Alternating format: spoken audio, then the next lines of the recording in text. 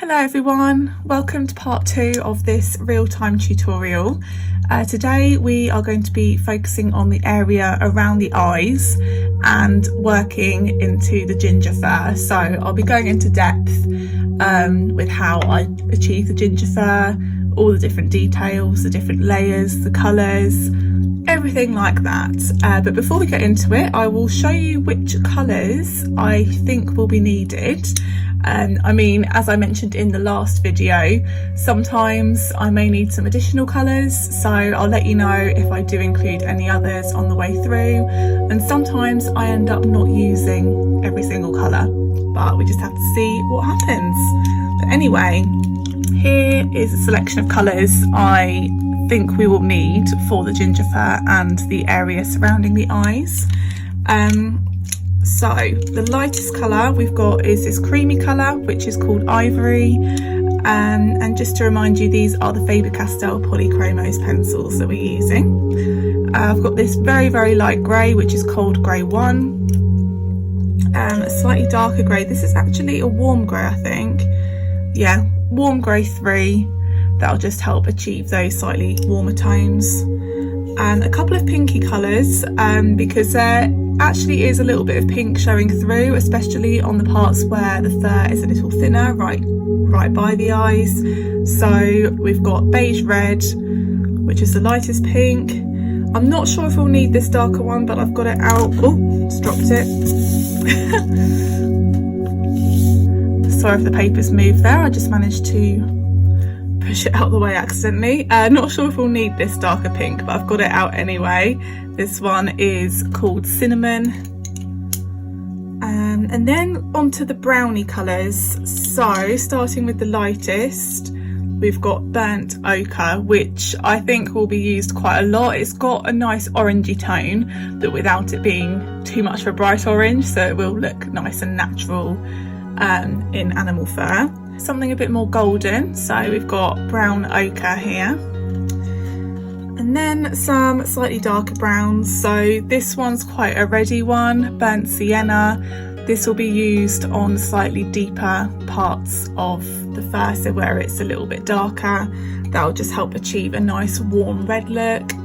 And this one, I couldn't figure out how to say this one in the last video, Bistra. I don't know if that's the correct pronunciation, but you get the idea. So yeah, those are the colours that I am going to be probably using, but as I said, I'll let you know if I end up using any others. And before we get fully into things, if you haven't watched part 1 of the video, I will link it in the description below, so you can watch that first if you want to. However, if you're just wanting tips on how to draw ginger fur, then this video will do the trick if you're not wanting to do the whole thing. If you do want to take part in the whole thing, and if you want to draw along, if you look on the first video, I've included a link to the reference photo in the first video's description, so you can start right from the beginning there if you want to. And I'll be releasing new parts for this tutorial at least once a week. I think it's been a week since the last one, but I'll try and do them a little bit more regularly, but we'll see how things get on. Anyway, let's get started. So we're going to start on the areas directly next to the eyes. I think that'll be easiest, and then we'll work outwards. I'm not going to do all of the ginger fur on him today, otherwise we'll be here for hours. But I think I will just do the ginger fur. If you look at the reference photo, he's ginger up to the top of the head, and it kind of goes out to the sides. So I'll do that fur up to the ears, because we'll do the ears in a separate session. And I'll probably leave the ginger fur that's by his nose, I'll probably do that in the same video that I do the nose and mouth in. But that's plenty of ginger fur there to really get into things, and we'll see how we get on. But first, let's start with this outer area of the eye. I'm going to start with the lightest colour that I think could be required, and we'll start with the left eye. I'm just going to put this bit of paper over just to protect what I've done from my hand. And I'm going to use the beige red to begin with, because if you have a look, there is definitely some pink undertones in there. I will layer it up with a bit of brown and grey as well, and a pink will definitely be a good starting point. So I have actually already faded the outline here from when I did the eyes in the last video, but we can just about see where the outer parts of the eye are. So I'm just going to very gently colour it in with this light pink pencil, just paying attention to where it is, and this will kind of finish off the shape of the eye. Because we've only done the eyeballs at this stage, they do look a little bit odd by themselves, so hopefully once this bit's done it will look a bit more proper. So yeah, I'm just using very light pressure, little circular motions, nothing too fancy going on at the moment. And the pink does kind of run into the corner here. I'm leaving this little corner here empty because that's more of a grey blue colour, but I'm continuing the pink colour around the edge of it, just a little bit anyway. There we go. There's only a little bit needed on the other eye. I'm just going to fade this bit of outline here as well. Just using a putty eraser, which I think is the easiest type of eraser to use, just to like make outlines a little bit fainter. Definitely a must have if you're new to drawing and you don't have one already. Putty erasers or kneadable erasers are absolutely fantastic. They're very diverse and you can often change the shapes of them as well to help you rub out or create highlights on smaller sections. So I think that is very helpful. So just doing a similar thing here. I think it looks a little more orange on this side. This side's a bit more shadowed, but still starting off with this base layer is definitely a good start. And you can probably notice we don't have the outline to the eye all the way around because of the angle of his head. It's more just direct fur right next to it. So that's the thing, depending on the animal's angle, how it's sitting, things are always going to vary a little bit. So if you were to draw another cat in the future and if it was facing you straight on, it may be that both eyes are more like this one here, because you'll be looking at both of them from a front view. I was trying to think of the right word there. Yeah, from directly in front. But yeah, I think that's all good. I was thinking about what colour would be best next. So I'm going to go in with the burnt ochre next, just to add a slightly more orangey vibe to it before we go in with the darker browns around the outside of the eyes. So it's mainly orange towards the top parts of these. I don't know what to call like these bits that surround it. I guess it's kind of the eyelid in a way. But yeah, if you look at the reference photo, it's definitely looking a little more orangey brown towards the top of them. So again, just going in with a nice gentle pressure so that the pencil will sit happily on top of each other, because if you press too hard then it's not going to go down particularly smoothly. It's all about being patient with these layers, which I probably mentioned before when doing the eyes. It's very important just to be patient with it and add thin layers at a time.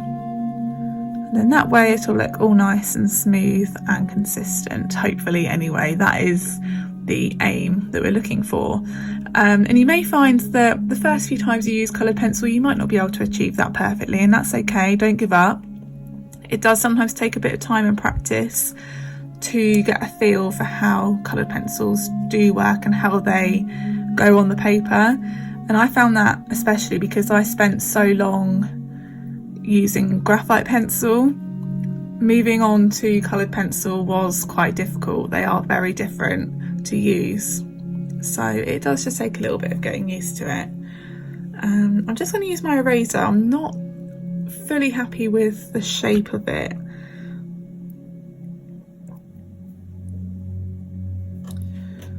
I just want to make it go in a little bit on here.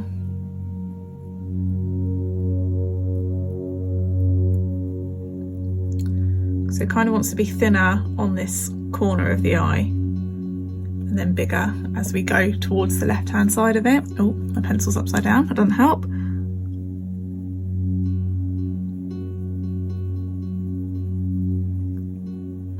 Okay, That's looking a bit better. We'll go out a little further on this bit.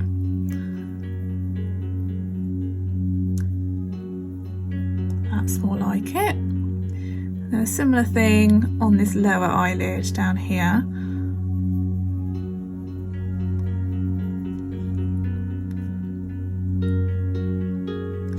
And it is just pink down here, so we won't add any onto that bit. But let's have a look at the other eye.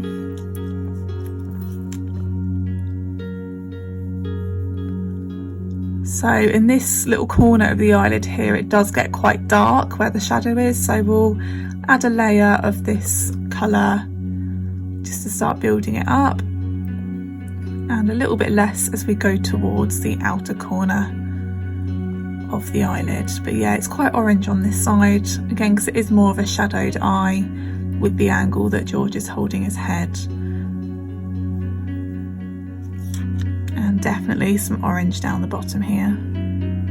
I know I'm calling it orange, I know it's not actually orange, but it is definitely more of an orangey brown to the others that we'll be using.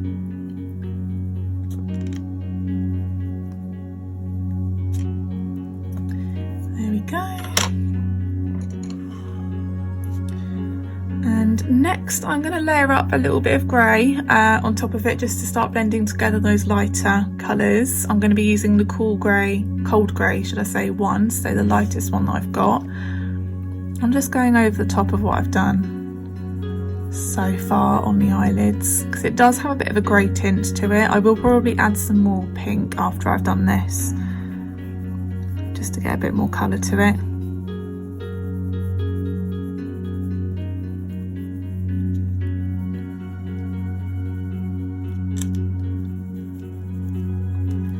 And even just a very small amount of grey on this corner here. We'll do this bit in here in a moment once we finish the other parts.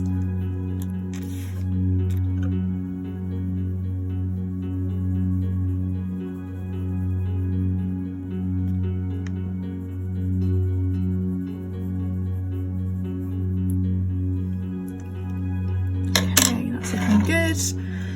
And then I'm just going to go over any pink bits again just to deepen that pink colour. And then we'll probably start to use the darker browns.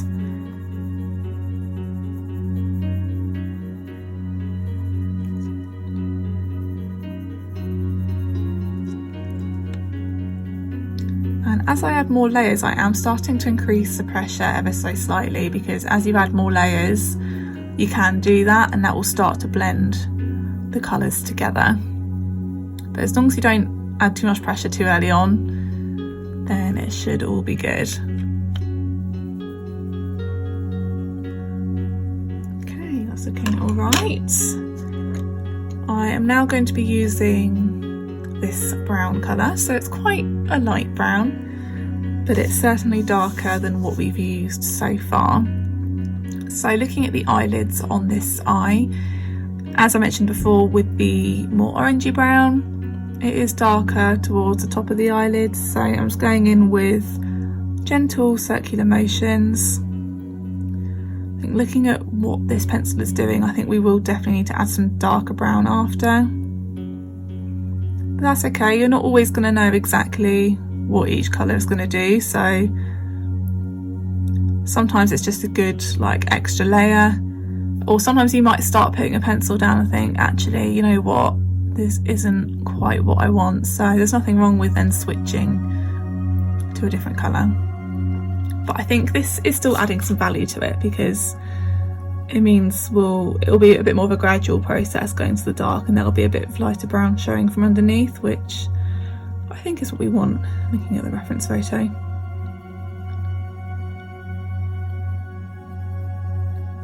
And the brown does show a little bit as we move away from the top, but very slightly. So as I move away from the top of the eyelid, I'm just using extremely gentle pressure on the pencil just to add the tiniest bit of brown.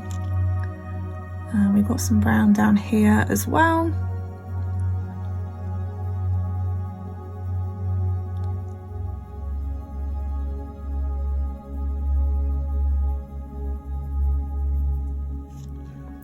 Lovely. I haven't quite got every bit on here.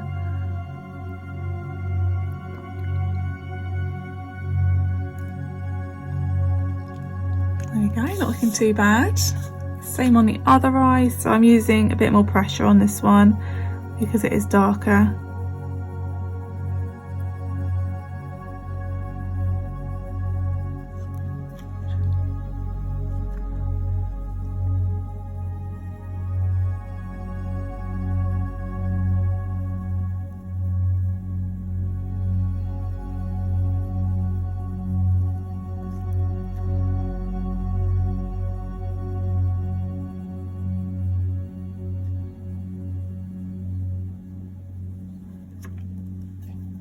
Okay, now for some dark brown. So I don't think I showed this one in the initial set of colours, but we are definitely going to be needing some slightly darker colours than I thought.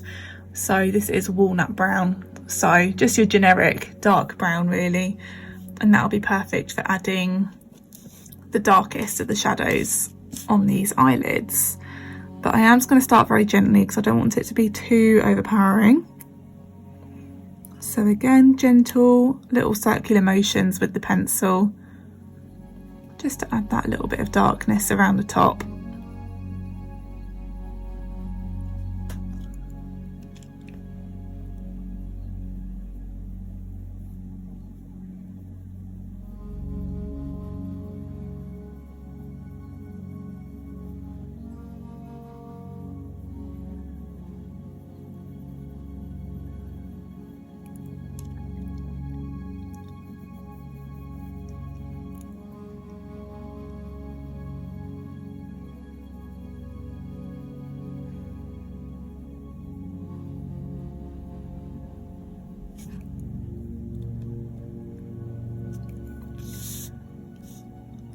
And I think I will just add a tiny little bit at the bottom here as well, just to make like the line between where the eye meets the eyelid look a little bit more flush, because it looks like it's a bit disjointed at the moment. So I think just adding a tiny bit of shadow here will just help it look a bit more natural. And George does have a few little black freckles, so we will add those in a moment once I've done this other eye.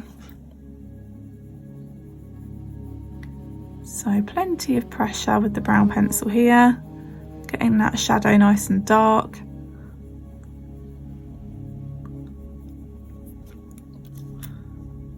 And then as I move out of that shadow, I'm gradually decreasing the pressure on the pencil, so we've got a nice gradient.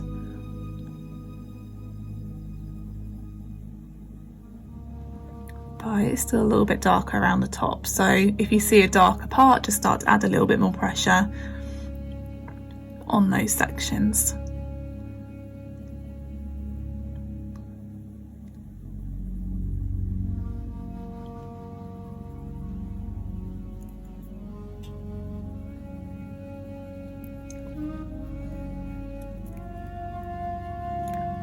And it is quite dark here right next to the eye, so a bit more pressure on the brown pencil again here,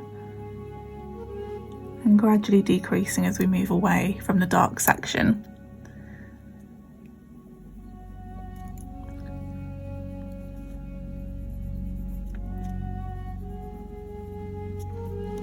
Lovely, they're looking a little bit more eye-like now because they've actually got like the eye sockets, which is definitely helpful.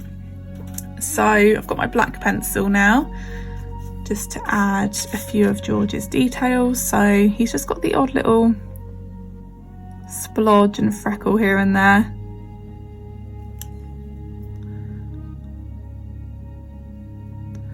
Of course, whether or not you add these, it kind of depends on how in detail you want to go and how accurate you want to be.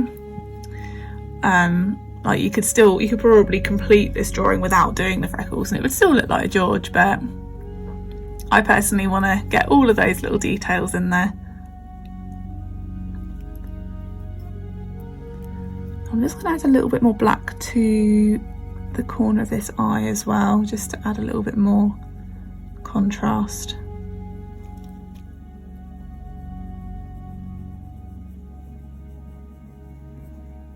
That's a bit better. Same with the other one. I think I will add some more contrast here where the eyeball and the eyelid meet. I'm actually going to add a little bit of black on here as well, just to increase the darkness of the shadow, but not too much. And then he's got a little freckle here. I think a little one here as well. There we go. And he's got a little black something there. I don't really want to be drawing, he has got like some eye crust, some black eye crust in the corners of his eye. He does get that quite a lot. I'm not going to draw that in because it's not actually him, it's just crusty eyes. So we'll ignore those little black bits in the inner corners of the eye because that's not actually his freckles or anything.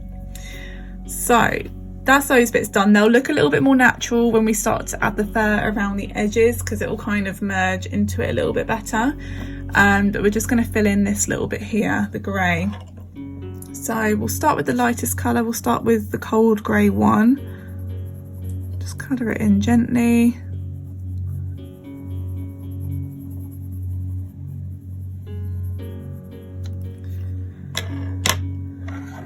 And then I'm going to use the warm grey, whatever number it is, warm grey 3, just to add any shadow, go around the edge.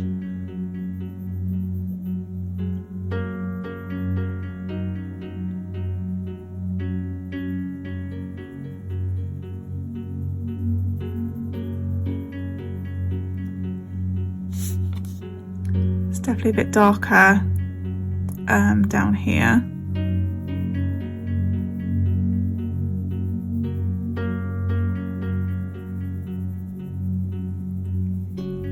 And as this is a very smooth surface here, this is extra important to be nice and consistent with your pencil pressure and to just use a small circular motion so there isn't too much texture going on.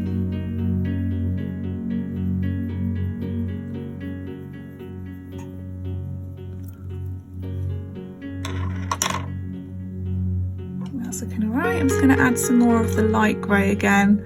Slightly harder pressure just to blend together what I've done to make it look extra smooth.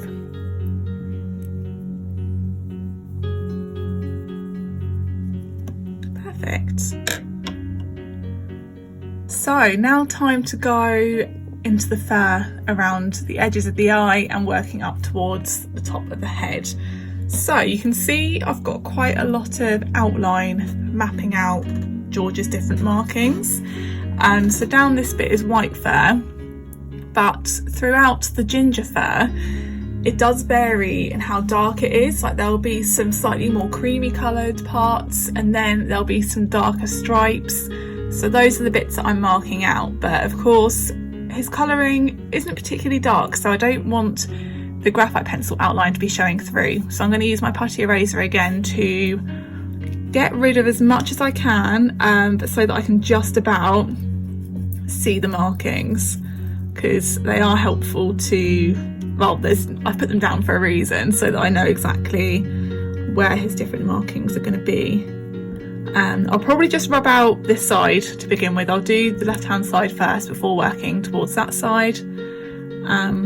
So I'll leave these ones in and then I'll get rid of them as I reach that area.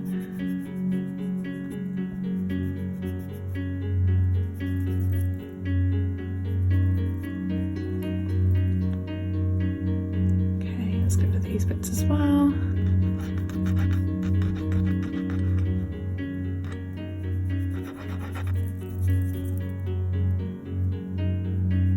I always feel a bit nervous at this point because I think, what if I can't actually see where I put the outlines? But I think I can just about see them.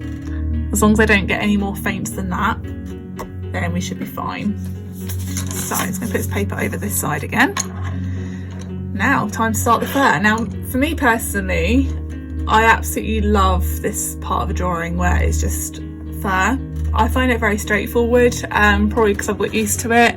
And you'll probably find the same once you've practiced a little bit more with doing fur, and when you know sort of how to build the layers and how to achieve the texture, it is quite nice and therapeutic and quite relaxing to do, because there isn't too much fiddling about. There's nothing too complex to think about. So yeah, that's why I quite enjoy that bit. But we're going to go in with the ivory coloured pencil, the creamy one. I know it's not particularly sharp, but when I'm just applying a base layer and colouring it in, I'm not really too fussed about it being sharp at this stage. So I'm just going to gently fill in the majority of this section of the ginger fur, because this is the perfect base layer, as this cream colour is probably the lightest colour you can see. And if you find that you have a bit of trouble picking out the right colour, try and have a look at the reference photo now and try and train your eyes, look for that cream. It won't be super obvious, and that often is the case for the base layers, but the more you look, the more you'll get used to picking out all these subtle colours. Because for something that's more of an orangey colour, you're not really going to want like a cool colour like grey or anything like that as your base layer. And it's not like black fur either, you're not really going to have any blues or purples, so creamy colour does definitely make the most sense. And I think I'm going to be covering pretty much all of the area with it. I might do slightly less as I get closer to the eye, because that's where the skin gets a little more exposed, where the fur is thinner, so I will probably merge it into a slightly pinker base layer when I reach that point.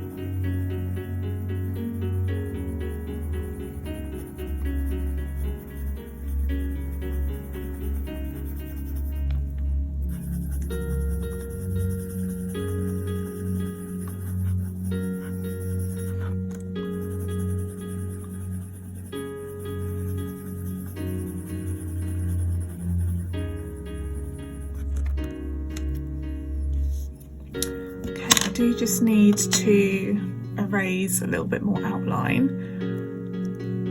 especially at the top here.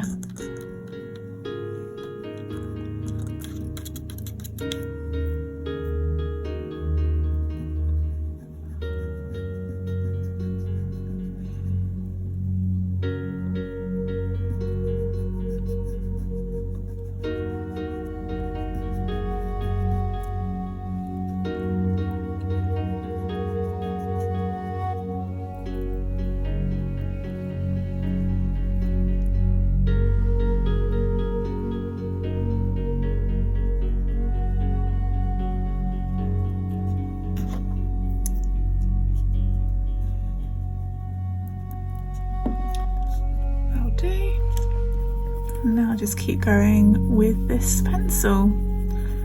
Almost done with this layer.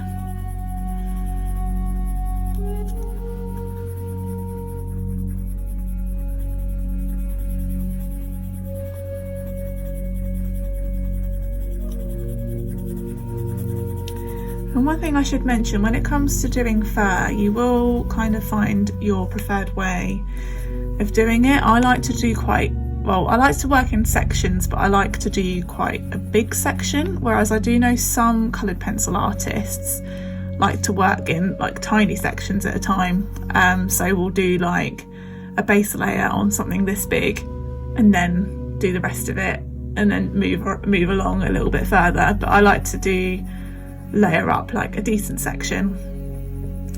But yeah, it's all down to personal choice. There's no right or wrong way really. As long as you do get it all done eventually, that's the main thing.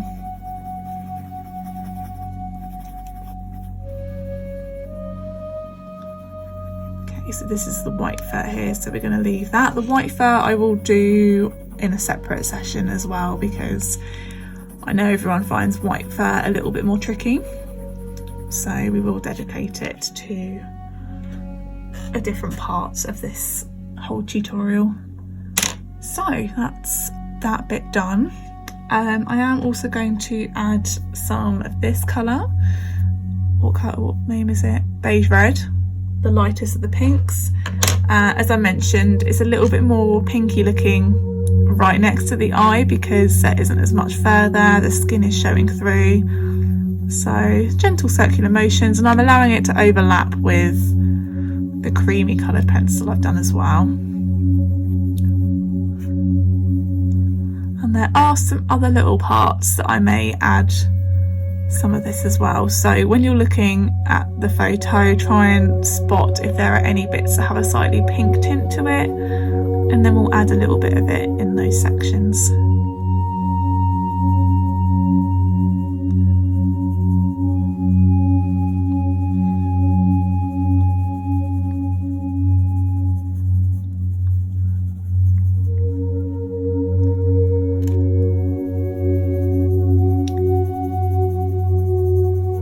Especially in the parts where the colour is quite dense, actually adding a layer of this pinky colour will be quite beneficial, just to add a little bit more substance to it. But then just remember, if it kind of runs into a part of the fur where it's a little less dense in colour, then just gradually decrease that pressure on the pencil as we move into those sections.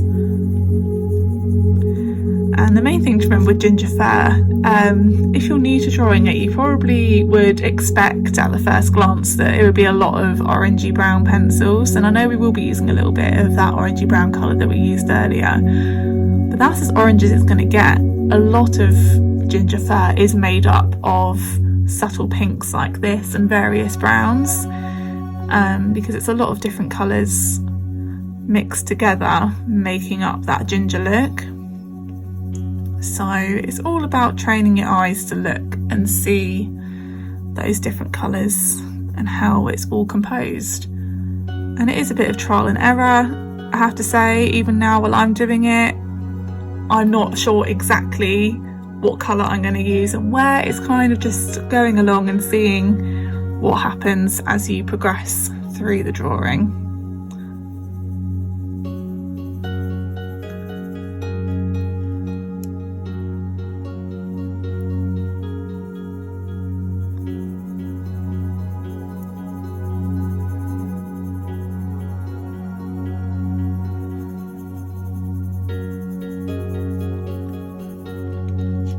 So I have marked out little splodges where the darker stripes are, so I'm definitely adding some of this pink to those sections as well, just so we can build up some more layers there. Thinking a little bit of pink up here as well would be good. And don't need to worry too much at this stage about the fur texture or anything like that. We'll be working on that as we progress through the layers, but these early layers, it's all about just marking out the colours and getting those lighter colours in there. And it's good to try and make sure they go down on the paper smoothly, so I am using that consistent circular motion again, like I have done earlier, but there are going to be a lot more layers over the top, so if it does go down a little funny sometimes, don't worry about it. You probably won't be able to see once you have added more layers. Like, you'll be able to see the colours where you need to, but you won't really be able to see where it's gone down maybe a little less consistently. Also, as we add more layers around here, you will start to see the effects of where I use the embossing tool here to add these little whiskers. You won't be able to see much contrast yet while it's lighter, but as the surrounding area gets darker, you will start to see those whiskers stand out a little bit more, which is just what we want. I'm not going right up to the ears because the fur here is quite tufty. We'll work on that when we do the ears. So we're just sticking to the very simple fur at the moment. Definitely does seem to be quite pink towards the top here, so we'll get some more of that down there. Filling in those darker stripes as well. So I am putting pink in the darker stripes, but also in any surrounding parts as well that do have a bit of a pink tint to them.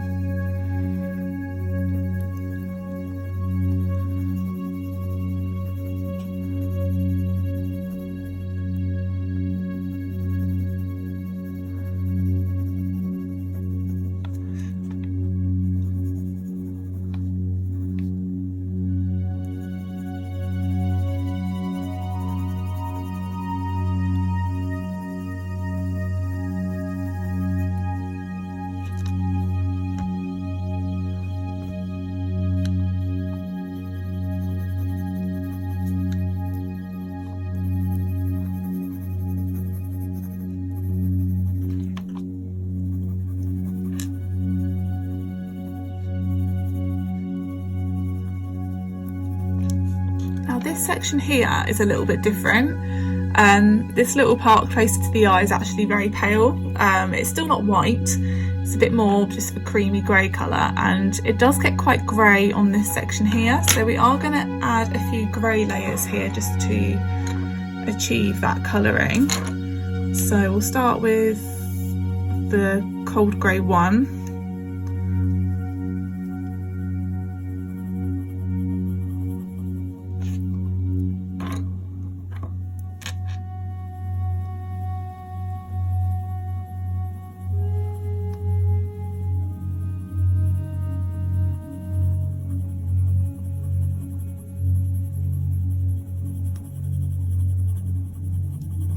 I am using slightly more pressure now here because it is a couple of layers in, and also it is quite a clear bit of grey here, but I don't think I really need to use the darker grey at this stage, so just adding a bit more pressure just means I'm getting a bit more of that grey pigment on the paper.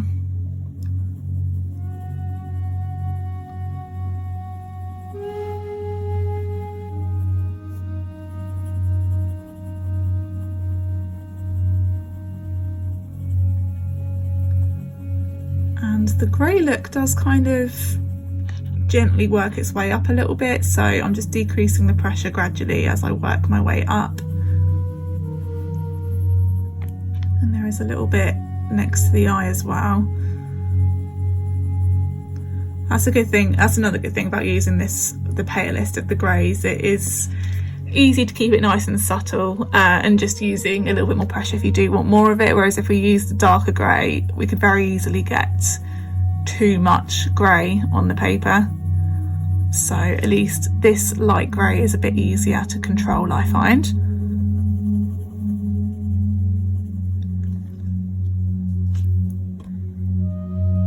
Just going to erase this little bit of outline here, and then we'll work down into that corner.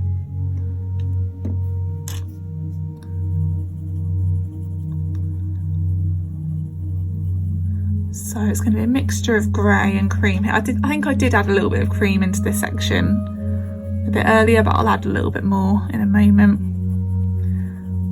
Just want to make sure it's clear where the different sections are, because as I add more base layers it's hard to see where those outlines were, so I don't want to completely lose sight of them. It'll be easier to see the sections again when I start to add some slightly darker colours.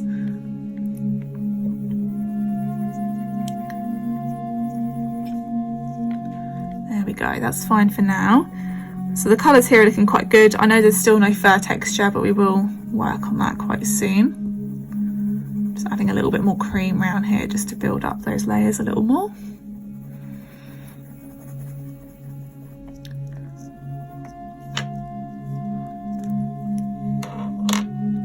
Okay, I am actually going to use a little bit more grey up some of the paler stripes. So I think that will help add a little bit more to it, because it's quite a dull colour, those lighter stripes. So the grey will stop it from looking too warm and fiery. That's probably the best way to describe it. But just a little bit will do the trick, hopefully.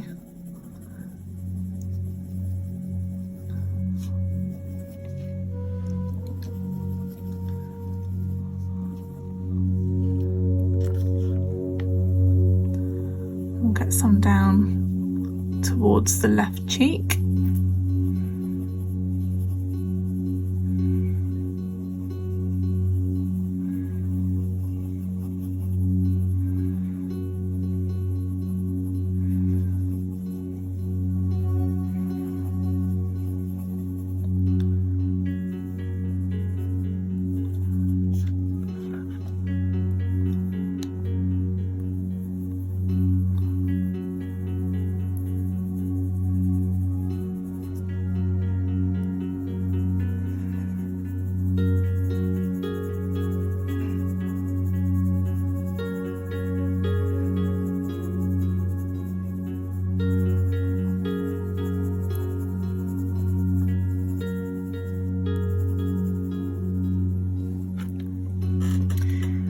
that's fine for now.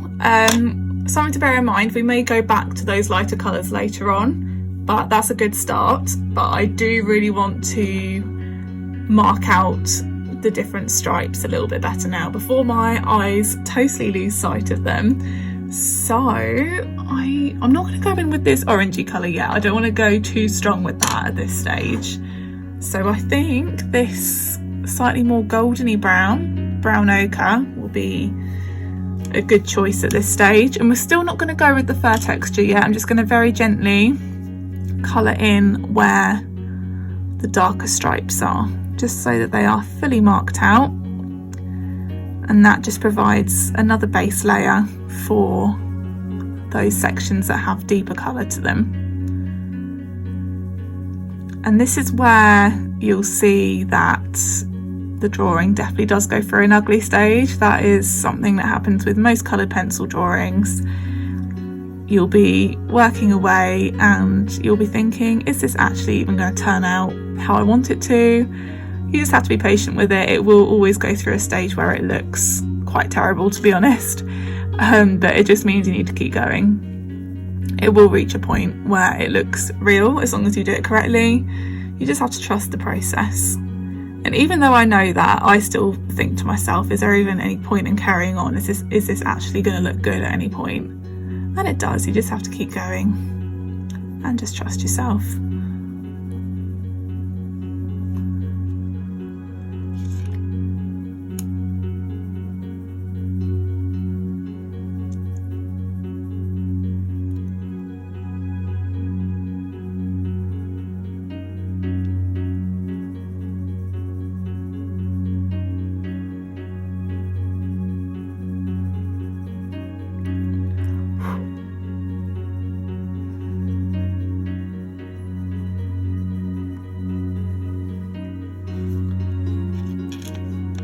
So this bit here isn't quite as deeply coloured as these two bits, so I'll just add colouring a little bit more gently. I'm not really going in circular motion so much now. I am actually going to start marking out the vague direction of the fur, so I'm not making the effort to make like the neat hairs or anything, but I'm going slightly more back and forth with the pencil to demonstrate what direction the fur is going in. Because following the direction of the fur is such an important thing to make it look realistic, and as we progress with the layers, that is something we'll be demonstrating more and more. Because if you just have bits of fur going in all random directions, it's not going to look real. It's not going to represent the reference photo particularly accurately.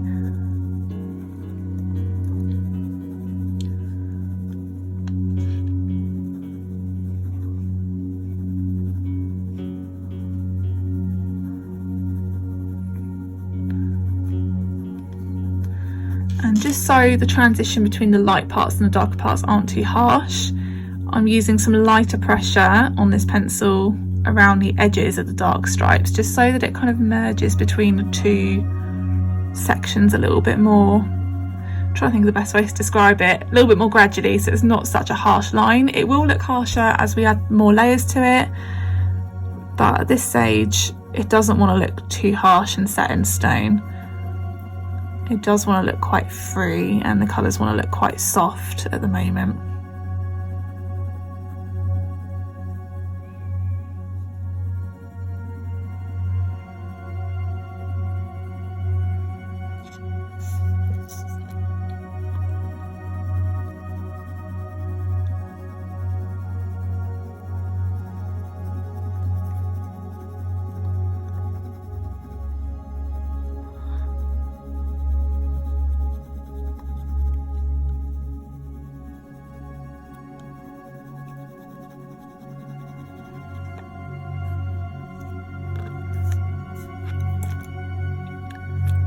So this is quite a dark stripe along here, so we'll add some more pressure again at this point. And you can actually see very clearly in the reference photo how the fur kind of goes in that direction, kind of horizontally. So I am doing my first strokes, my pencil strokes, in that sort of direction. Doesn't have to be the neatest ever at this point, but just be careful because this is white fur here, so we don't want to be being too messy, because we want to make that transition between ginger fur and white fur nice, and we will go through that in a little bit when we reach that point.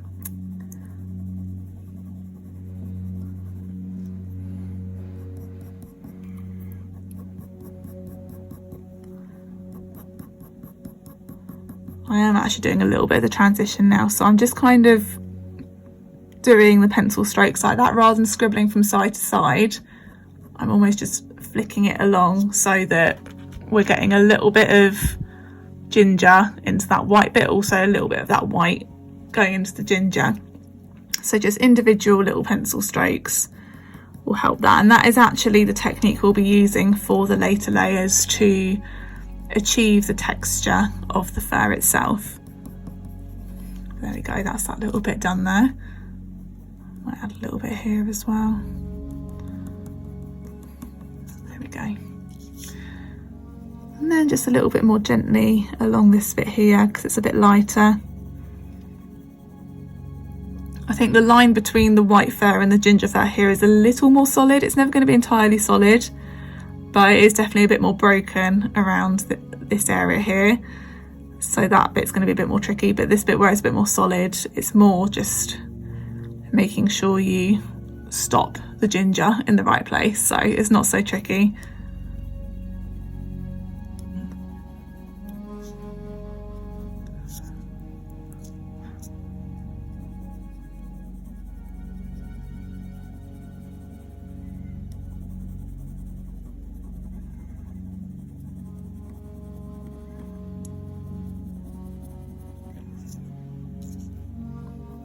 And we'll just add a tiny little bit around here as well, very gently.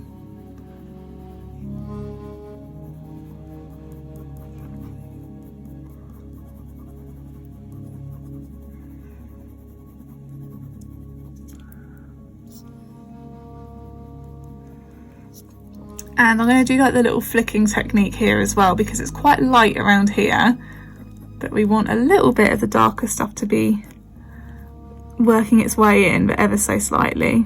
Just flicking it in there. And nice and gently still with the pressure on the pencil. We don't want to be adding too much. I'd rather we gradually build up the colour rather than do too much and have to get rid of it. It's much easier to build it up gradually.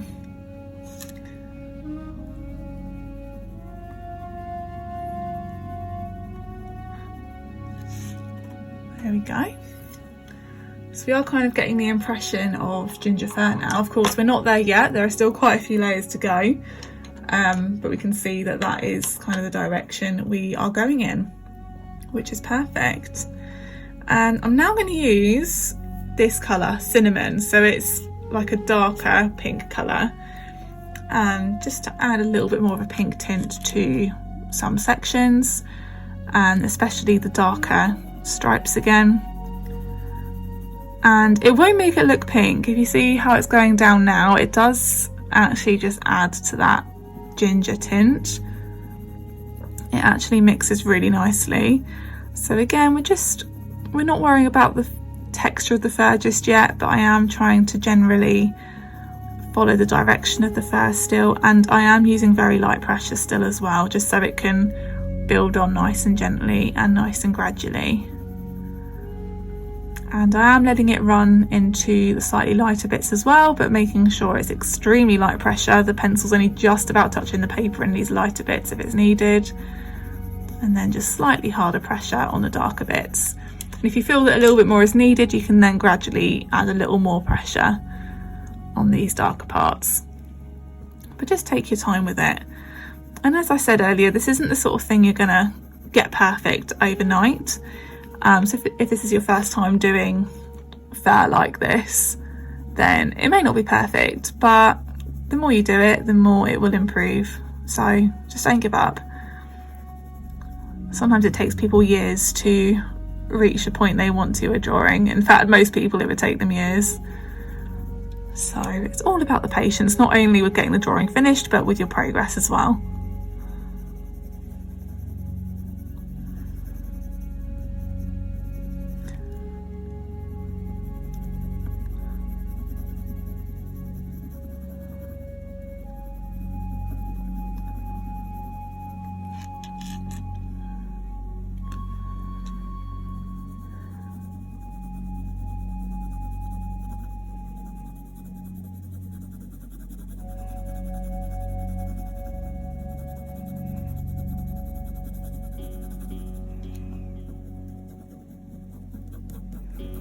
So we want to make sure this corner here stays fairly light. It's quite a subtle orangey section, and it's very soft looking as well. So we don't want to go too far with this pink pencil. But we'll definitely add some more to this stripe here.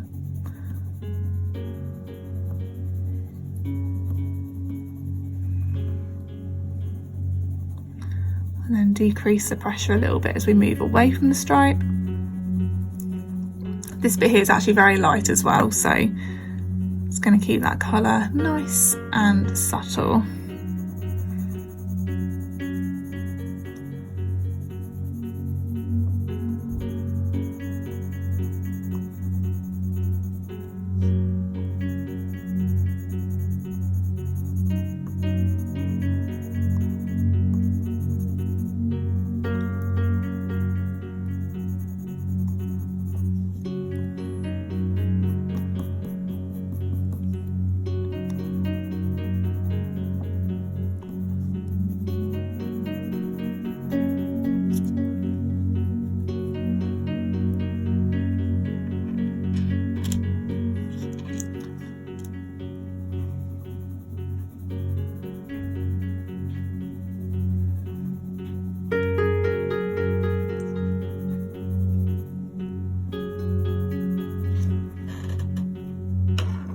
That'll do for now with that colour.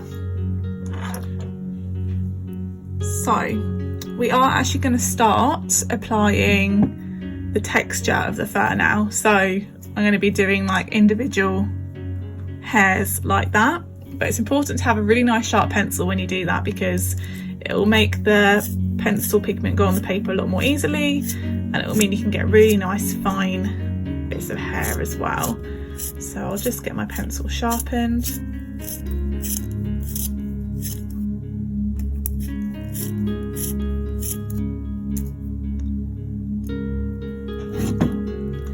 Perfect. So I am going to be using the orangey colour now, so burnt ochre. This orangey colour will mainly be going in the darker stripes. It'll be going in there a lot more densely, but I'll use it more gently on some of the lighter parts and maybe have slightly bigger gaps between the bits of hair as well, just so that it's there but just more of a hint of it. But there will be a lot of it, especially in these two deep coloured stripes. So we'll start there and kind of see how things go.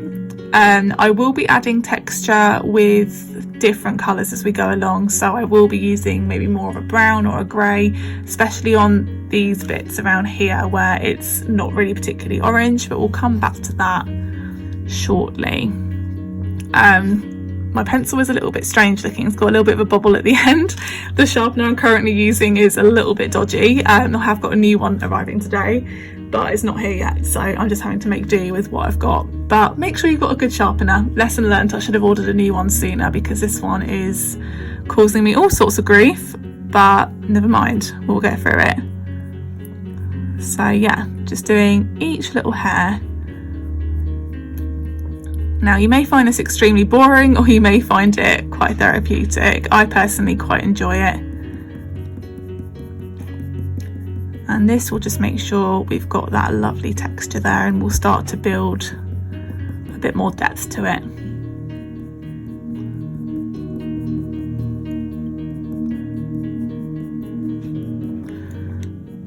And most of the time I'll start at the root and then flick away in that direction, but sometimes depending on where I am in the drawing, sometimes I might do it the other way around. It's not really going to be noticeable either way, but sometimes where you want to have the fur kind of overlapping into a lighter bit, doing it the other way will make that overlap look a little bit more natural, as we can see here.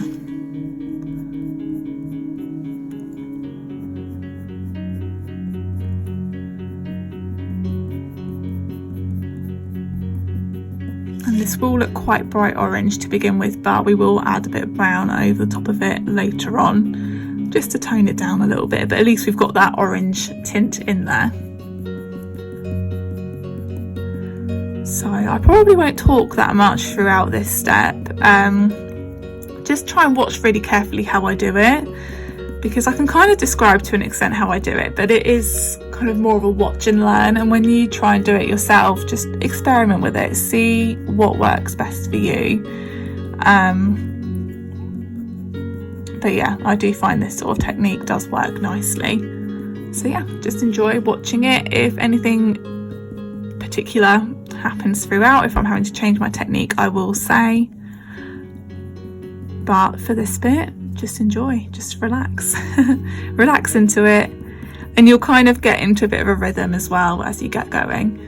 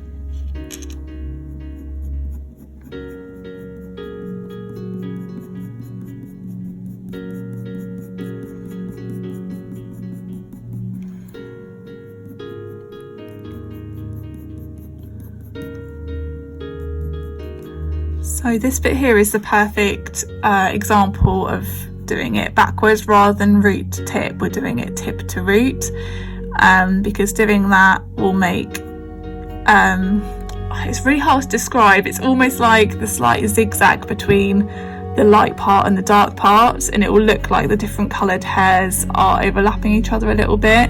So kind of reversing the hair into that part will give that effect a bit more softly.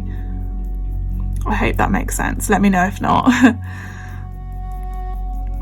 And I'm using my pressure very lightly here because this is a very soft part.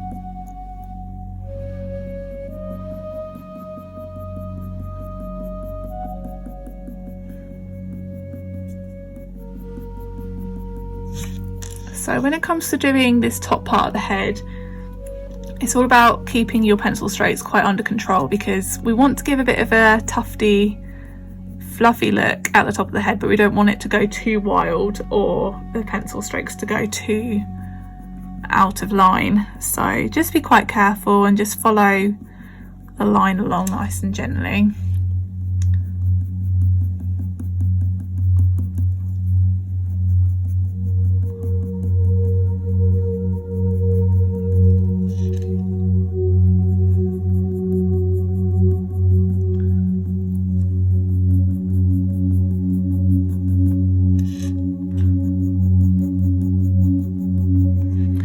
Just applying a bit more of an overlap here, just so we've got a bit more texture going into this lighter part.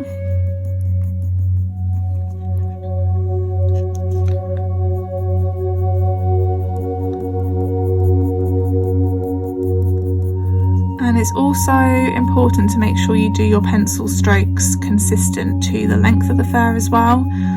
So For example, if we were working on this bit over here, I'm not going to put any down because it's not an orangey section, but the hairs are quite short over here, so you do your pencil strokes quite short to demonstrate that. Whereas over here on the cheek, the hairs are definitely longer, so I'm making sure each pencil stroke represents the length of that fur. And sometimes you'll find it helps to rotate your bit of paper, which I'm actually going to do now. I will rotate it back once I've done this bit, but this just helps to make it a bit easier to do the pencil strokes rather than trying to rotate your hand all the way around. Just makes it a little bit easier.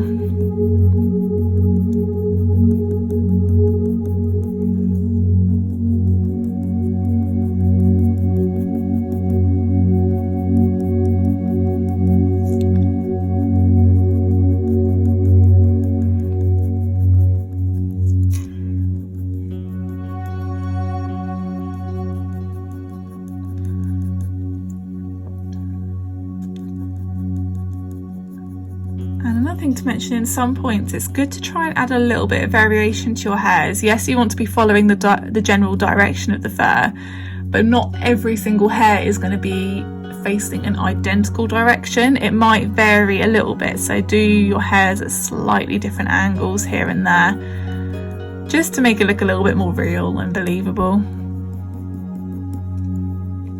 So onto this stripe here, so I'm going to add some more pressure. This point I'm going to do a mixture of doing root to tip and tip to root. So root to tip will help with the line down this side of the stripe to make it look like a nice and natural transition, but tip to root will help with that on the right hand side of the stripe, just to make it a slightly softer transition between stripe and not stripe.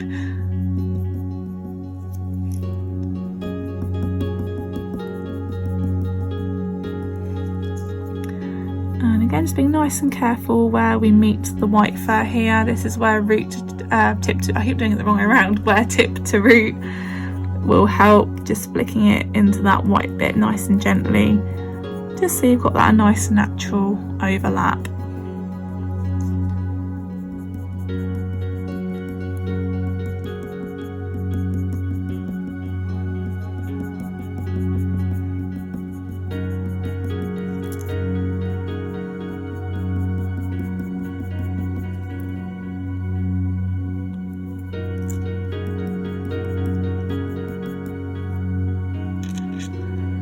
I'm just going to use a very, very small amount of this colour in this section. It's not particularly orange around here, so we don't want to go overboard.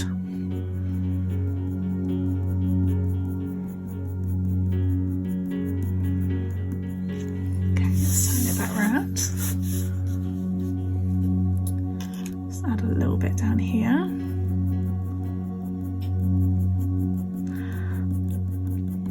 Just applying a very, very small amount in these lightest parts here. My pencil is just about touching the paper while I do it, just to add a bit more colour to it.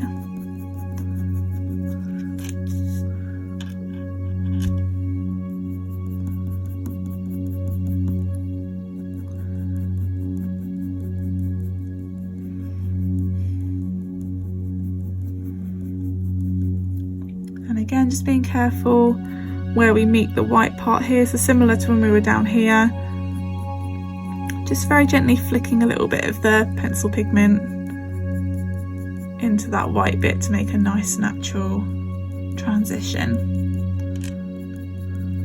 Okay, so that'll do with this pencil for now. We may revisit it later if we need to, but we're now going to focus on using a brown. We're going to be using the Bistre colour, however you say it, to add a bit more of a brownie look to it, just to make it look a little less bright orange. So I'm just going to sharpen that pencil now.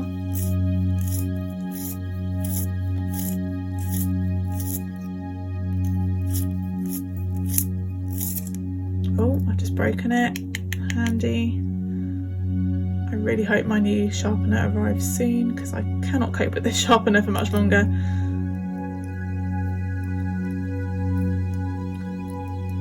I'm gonna cut the video while I finish sharpening that, and then I'll start it again once it's done. Okay, the point looks a little bit short, but it's sharp, so that's the main thing. I've actually used a different pencil sharpener, but don't worry, my next video I will have a good pencil sharpener, so I will not have this issue again, but take this as a lesson from me. But anyway, let's continue from where we were. So this brown pencil, I'm hoping this will be ideal for adding some texture in these lighter sections. So I'm going to start off by pressing extremely gently, literally it is just about touching the paper, and doing my little individual hairs to create the texture. And as I mentioned before, the hairs here are quite short compared to the ones on the cheek, so I'm keeping my pencil strokes quite short to represent that, and just following the general direction. So we're currently moving towards where the white stripe is down the centre of George's face. So as we reach that, we will reach that point where we want to make the transition between the coloured fur and the white fur nice and seamless. Well, not seamless because obviously there is a transition, but nice and natural. So we'll flick a little bit of the colour into there just so it overlaps gently.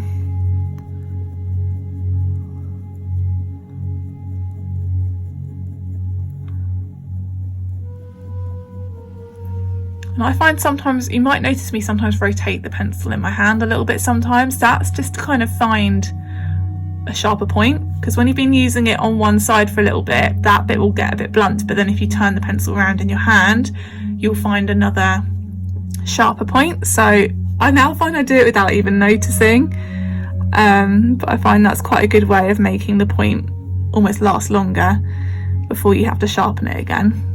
Because of course, ideally you don't want to be having to sharpen it more than you need to, because that means you're using up your pencil more quickly. But at the same time, don't be afraid to sharpen your pencil regularly, because it is important to make sure the drawing comes out as well as it can do. So just continuing the same sort of thing along here, adding that texture, following the direction. I'm now going to do some moving away from the eye now, so starting next to the eyelid, and the fur is kind of arching in that direction, so I'm following it in that sort of way.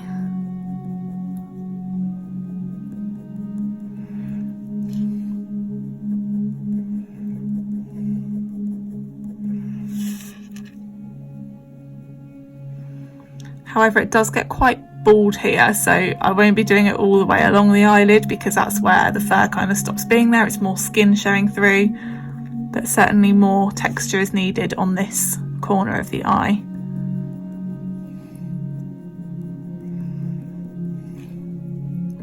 And that can kind of work up into this paler stripe here, so I'll do that before I start heading over in this direction.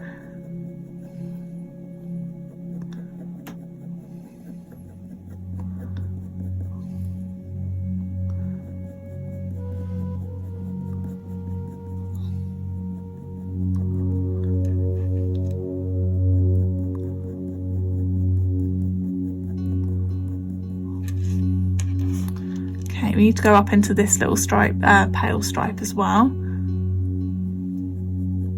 Just really pay attention to how the fur is lying in these stripes and where it's pointing, because the direction can vary a little bit.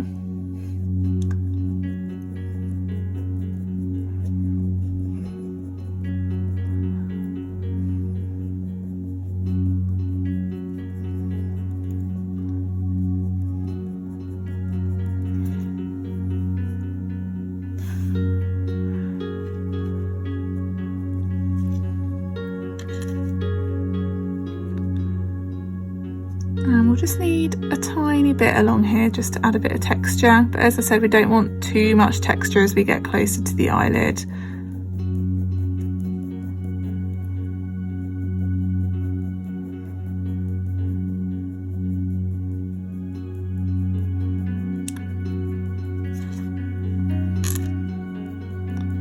And just to show that skin coming through, I am actually just going to build up this smooth part a little bit more. I'm just going to add a little bit more of the pink pencil, and that's the lightest one, so beige red.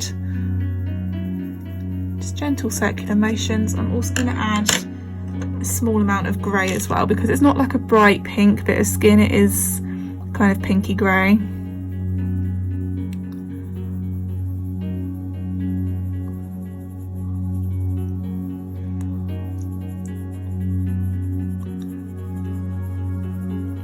Adding a little bit more pressure now, just to increase the texture slightly, not increase the texture, increase the colour, darken the colour. Lost my trail of thought there a little bit, but yeah, it's quite smooth on this section.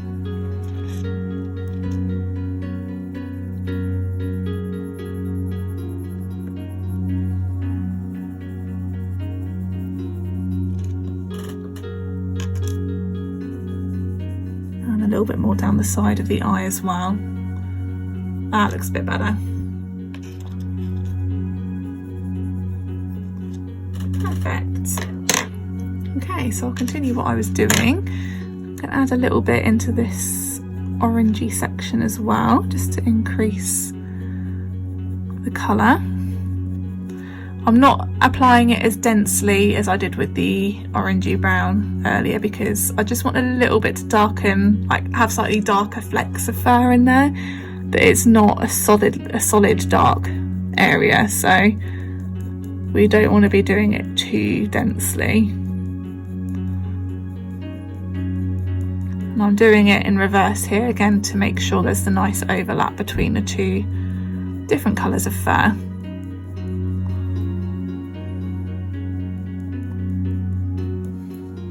Just making sure it's at the right level as well.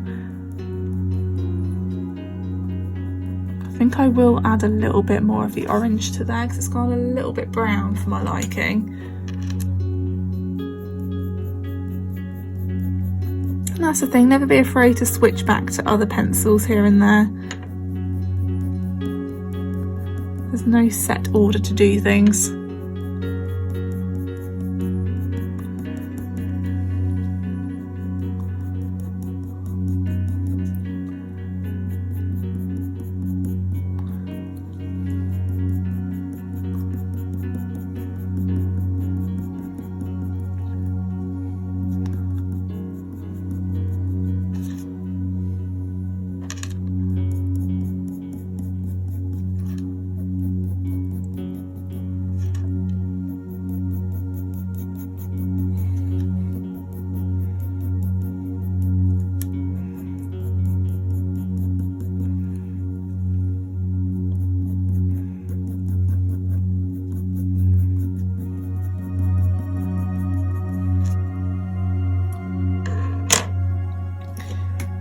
Okay, so just to alter this little bit slightly, I am actually going to use a slice tool. Now if you don't have one of these, not the end of the world, but if you are getting into coloured pencil drawing, I would highly recommend one, because it can help to apply more highlights, a bit more texture on some parts of the fur. It is a very handy tool to have. Now I'm going to use it here to get rid of some of this darker bit. If you don't have a slice tool, you could always use an eraser just to lift some of the pigment up, but then you might need to reapply some of the first strokes just to reapply that texture. But here I'm going to use it to just get a little bit of highlight coming through, and to almost exaggerate like the transition between the light part and the dark part, because if you look on the reference photo, some of the light hairs do look quite light and they almost flick up into this darker part here. So I'm hoping if I apply the slice tool, I can lift some of the dark pigment and get that effect a little bit more. Seems to be working. And if you're not sure how to use a slice tool, I have done a tutorial where I used one previously. I believe it was the one where I was doing ears with long fur, and it does say slice tool in the title, so do have a look at my tutorials and drawing tips playlist, have a little browse through there. I have used the slice tool previously. but it's pretty much just holding it and gently using it to remove some of the pigment, and it will only work if you've got light layers underneath. So that is why it is very important to build up your layers from light to dark, and it should work like so. Just adding a little bit more texture to it as well. It's not super obvious because there's not much colour contrast in this sort of drawing.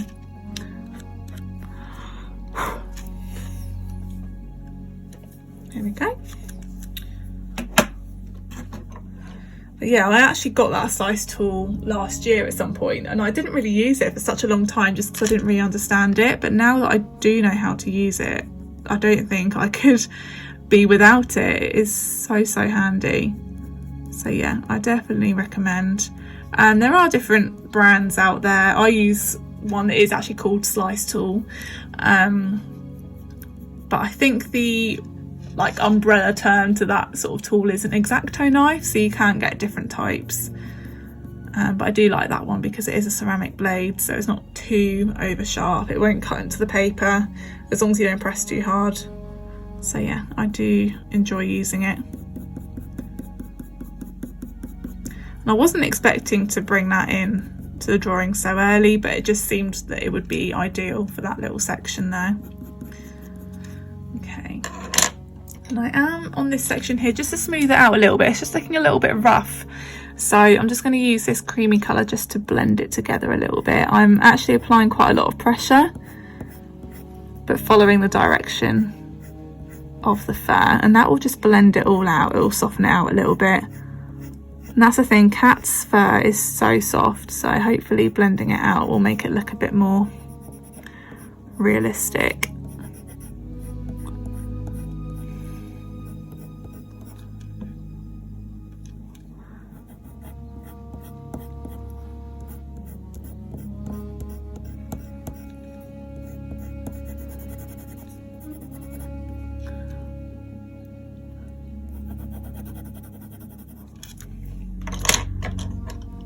Has got rid of the orange a little bit though, so I'm just going to add a little bit more orange over the top.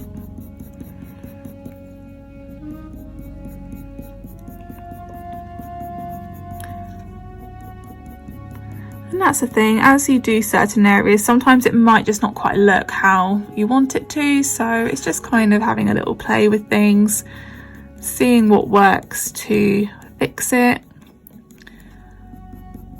And I find every drawing there's always at least one little bit that doesn't go how I expect it to, so it's just being prepared to adapt your plan accordingly.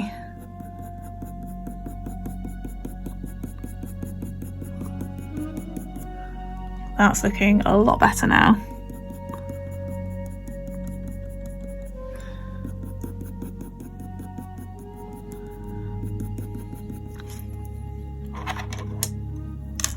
Blend out this top bit a little bit.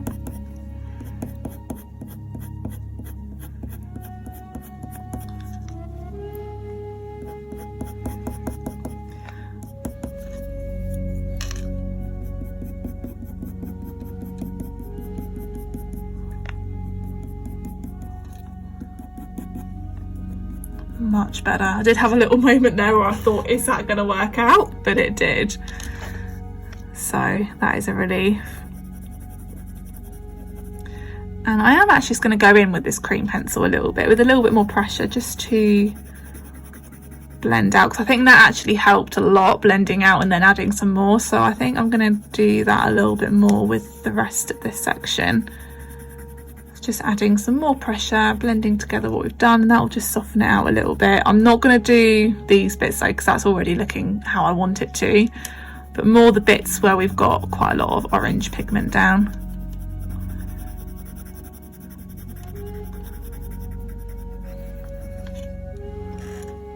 There we go. And now we can add some more of this brown that we were using before. Not too much though, because I'm going to go in with more of a reddy brown shortly on the deepest parts. But yeah, that's all working together much nicer now.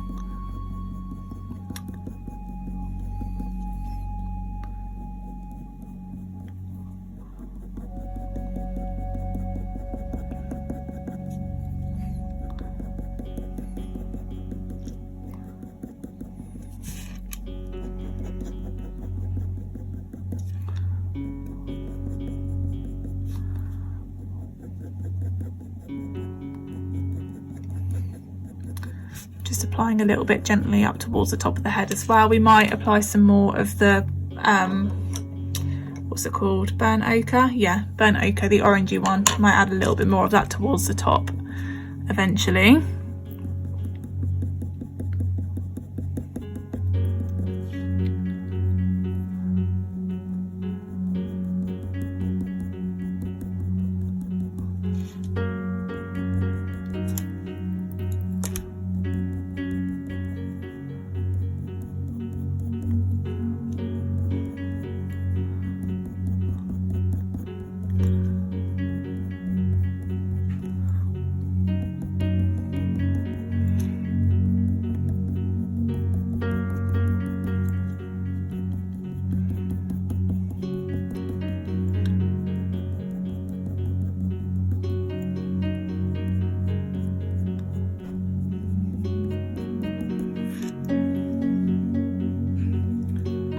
I love how rich these ones are looking here now. That's perfect.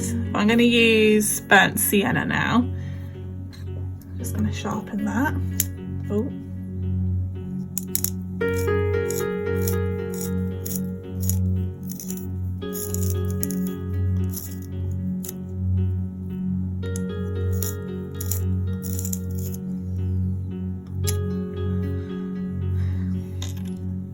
And this will add just a bit of a deeper red tint to it.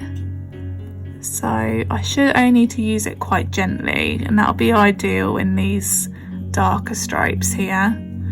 I will just add a little bit very gently to these other bits, just to add a bit more texture and contrast, because even on the lighter parts, it is important to still have some contrast in the fur, just to make it look more 3D, like it's quite thick.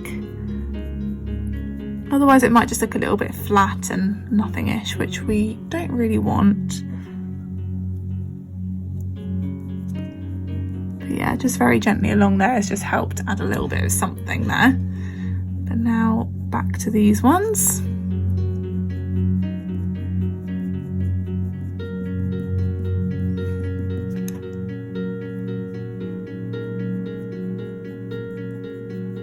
Also using it very gently on these lightest bits here. Again, similar to over here, just adding a bit more contrast between bits of fur, adding a bit more texture.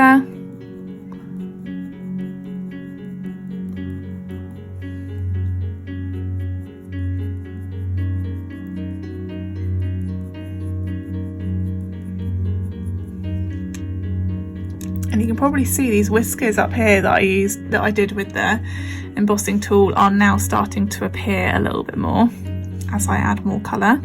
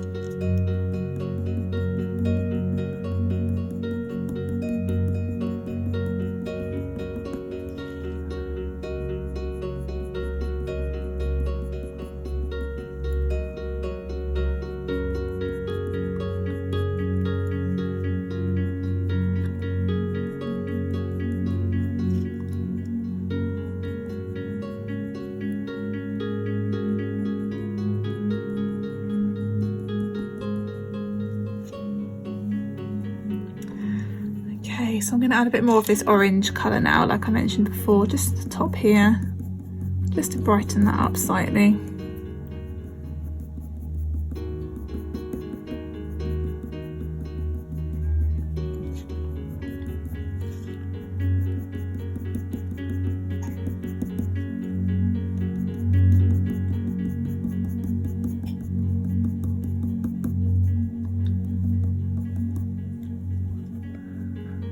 Guys, I'm feeling quite happy with this overall section now. There is a little bit of work needed down in this corner, but we'll come back to that. But I'm now going to be using this colour more over here, so I'm just going to rotate the paper back round again, just so that it's a bit easier for my hand to move in that direction. And we'll start with the main stripe. And it is quite a deep coloured stripe, so we'll use plenty of this pencil on it. And very similar to before, I am using a mixture of going from root to tip and tip to root, depending on what side of the stripe I'm doing, just so that we've got a nice transition between the markings.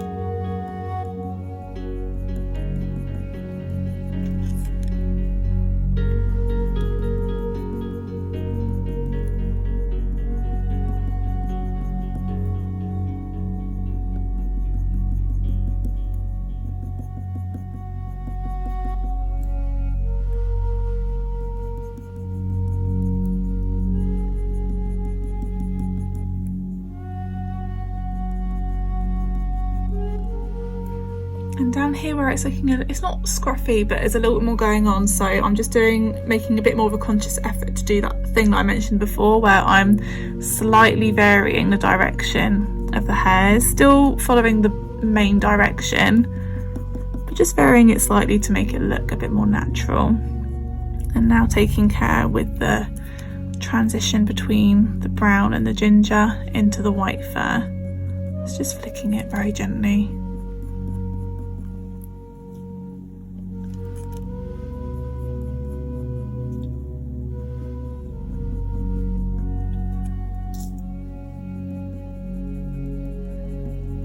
And then I'm just using it more gently on the lighter part here, just to add a bit more colour to it.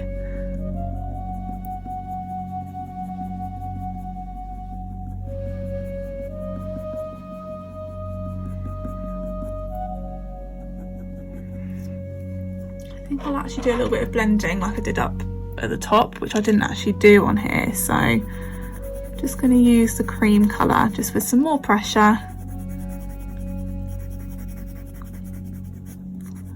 Following the general direction, just to blend together the layers I've done so far, make it look a bit more rich.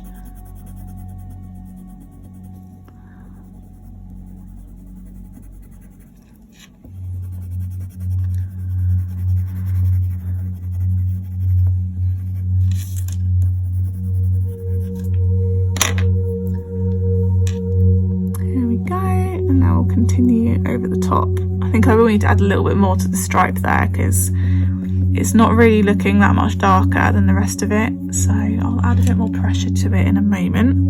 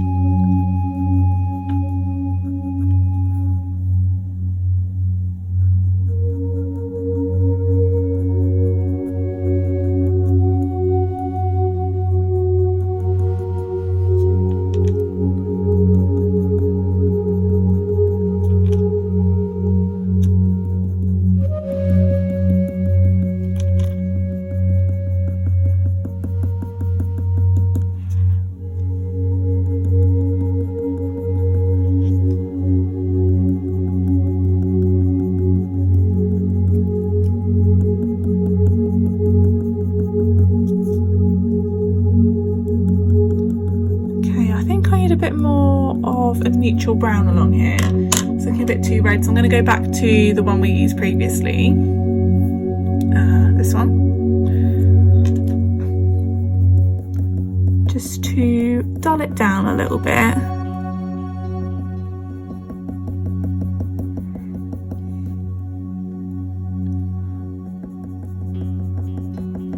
At least we've got a bit more contrast now though between the stripe and the surrounding area. That's just what we wanted.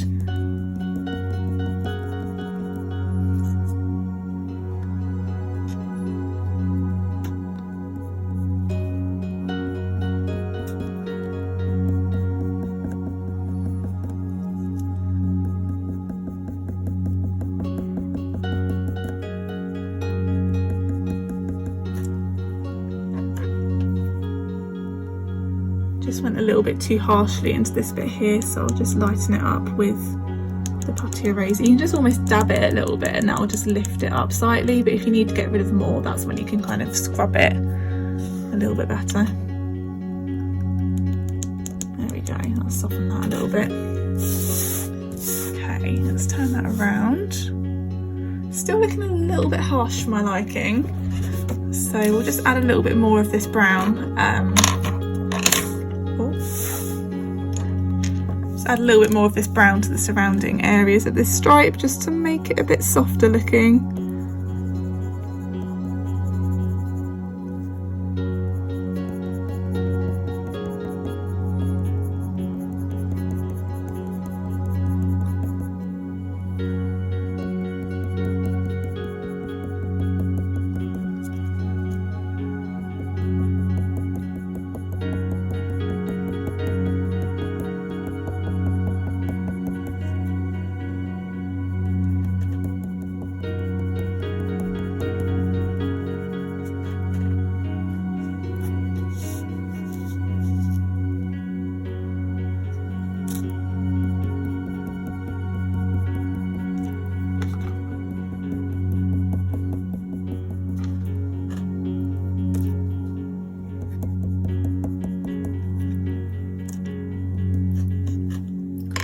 Also going to use the slice tool again here just to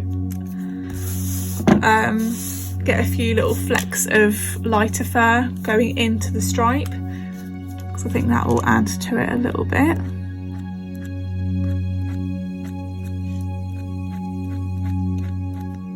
Just add a little bit more texture. I think that will also soften the look as well.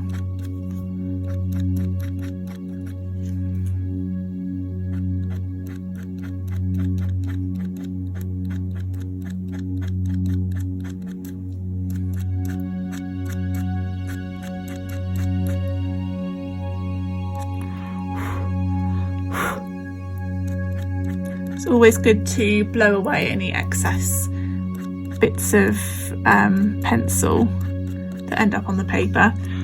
Otherwise you could end up accidentally kind of smudging it all together and it'll just make it look a bit messy. So yeah, always blow away any bits. You can also use a brush if you need to.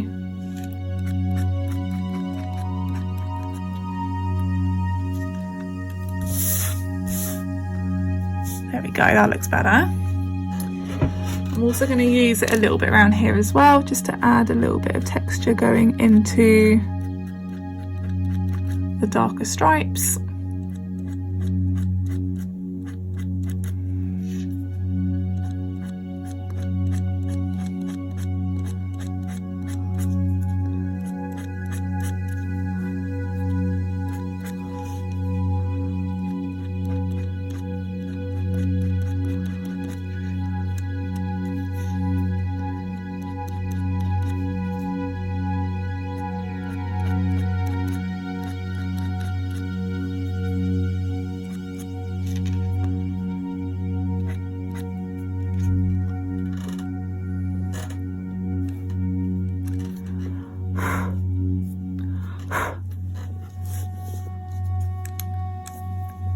There we go, I'm feeling pretty happy with most of that section now. I just want to finish off this little corner and then we'll do the other side. So where am I at here? I could do with a little bit more pink on this one. We'll start with the lightest one again, so beige red. And I just want the pink to merge into this pale corner a little bit. So I've got a bit more pressure right next to the eye and decreasing it gradually as we move into this section. Perfect. Then I need a little bit more grey, going in with my lightest grey again.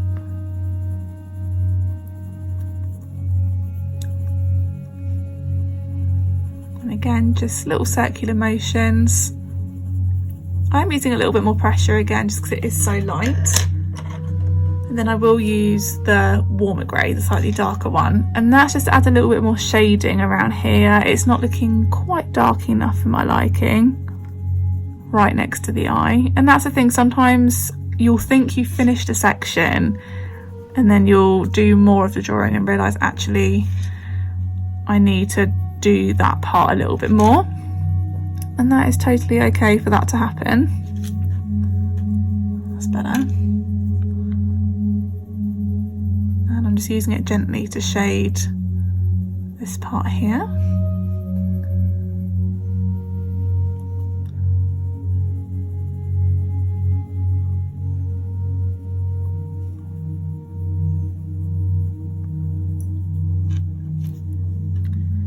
And I'm also going to use it to start adding some texture, so I'm going to do the little bits of hair with this warm grey, but I'm spacing it out quite a lot just so the nice pale cream can show through from what I did before. And I'm actually going to use the grey more around the surrounding parts of this pale section just to create a bit of contrast, but still working on the texture, so drawing the individual hairs and adding a little bit more pressure with this grey pencil.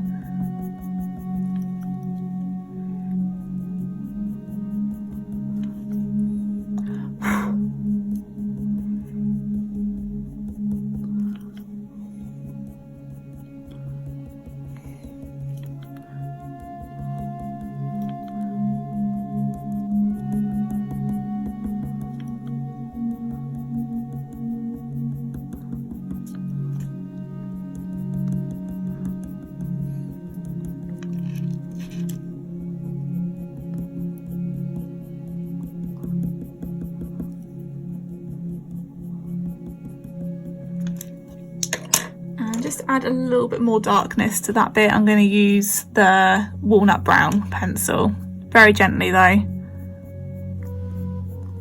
Don't want it to be too overpowering.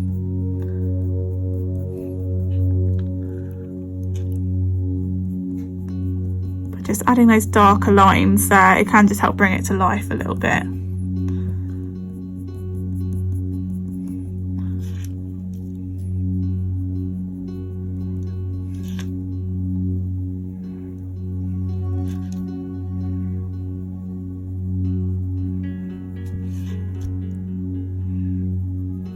Adding a little bit more to the eye as well, again, just because I've noticed it could do with a bit more shadow.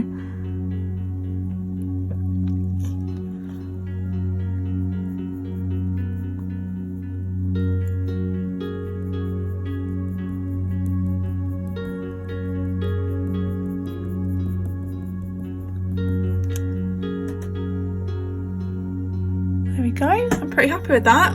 That's one side of the ginger fir done. Now let's crack on with this side. I think this side's a little smaller, it might be a little bit quicker, we'll see.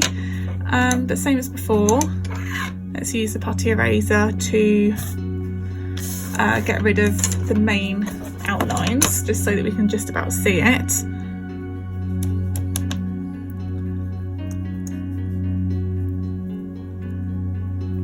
I'm not going to go... Actually, no, I will go underneath the eye because, yeah, that whole splodge does go all the way under.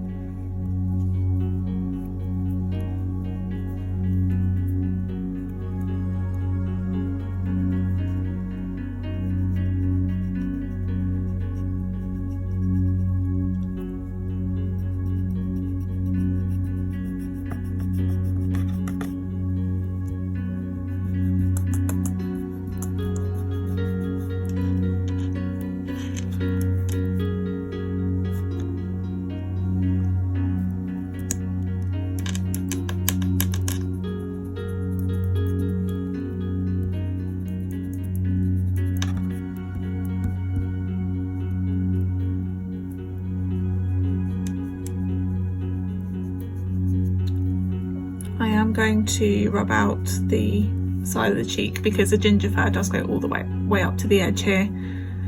So yeah, there we go. Can just about see all of that. Hopefully it will stay that way. So same as the first step that we did previously, creamy coloured pencil and gently colour in the whole of the ginger area.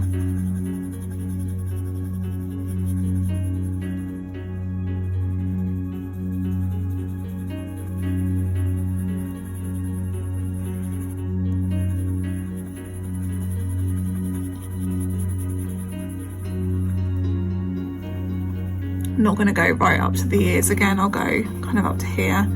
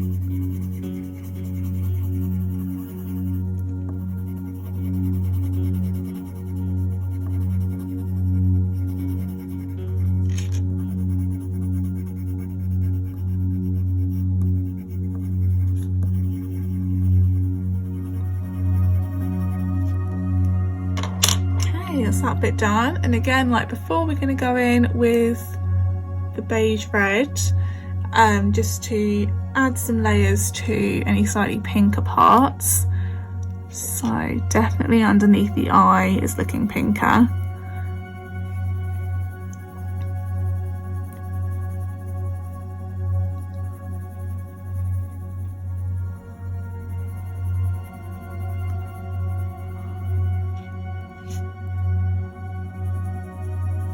And around the top as well, and then I will definitely add some to the darker sections as well, just to build up those layers.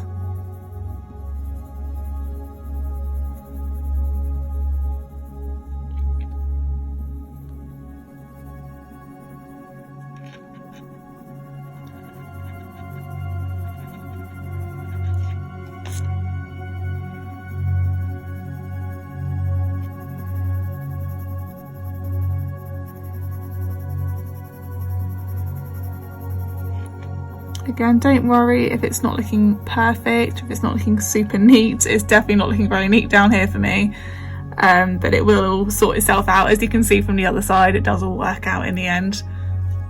I'm also using this pink to kind of mark out those darker stripes as well a little bit, because already it is quite hard to see where the outlines were, but it's okay. Like with the other side, they'll soon be quite visible again. And it is always tempting sometimes to try and leave the graphite outline a bit darker so you don't lose it, but you don't really want that risk of it showing through. So it is worth it as long as you don't totally lose where the markings are.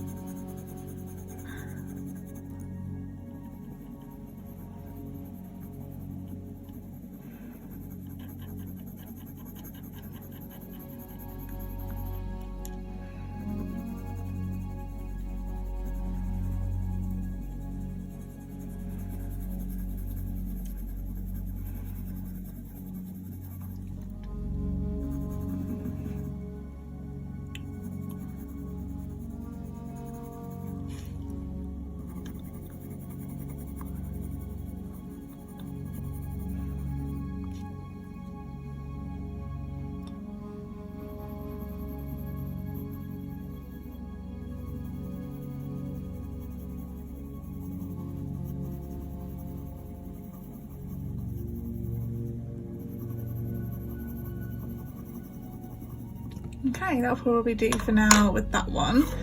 I think we use this one next. Now, don't be surprised if I end up using everything in a slightly different order. It will be similar, but as I've probably mentioned before, I never do anything in the exact same order every time. I just kind of do it as it makes sense. So apologies if I do the colours in a slightly different order this time. I'll try and keep it the same, but it's hard to remember exactly what I did. So we're moving on to brown ochre now, so that will add a bit more of a yellowy orangey look to where it's needed. So we'll mainly focus on the darker stripes, and I'm going to start colouring back and forth rather than in circular motions, and trying to follow the general direction of where the fur will be going, just so we can start getting that mapped out.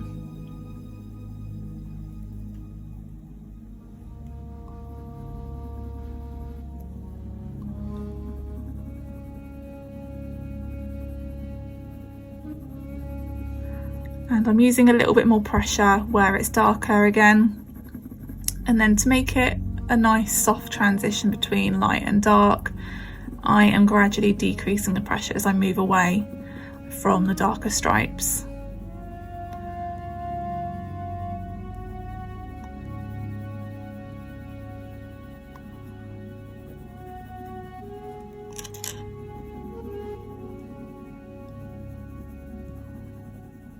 So around here towards the top of the head, it's definitely lighter than these two stripes here, so definitely using less pressure. And it won't look nearly rich enough compared to what's over here, but as you already know from what we did on this side, there are plenty more layers to go to achieve the look that we want.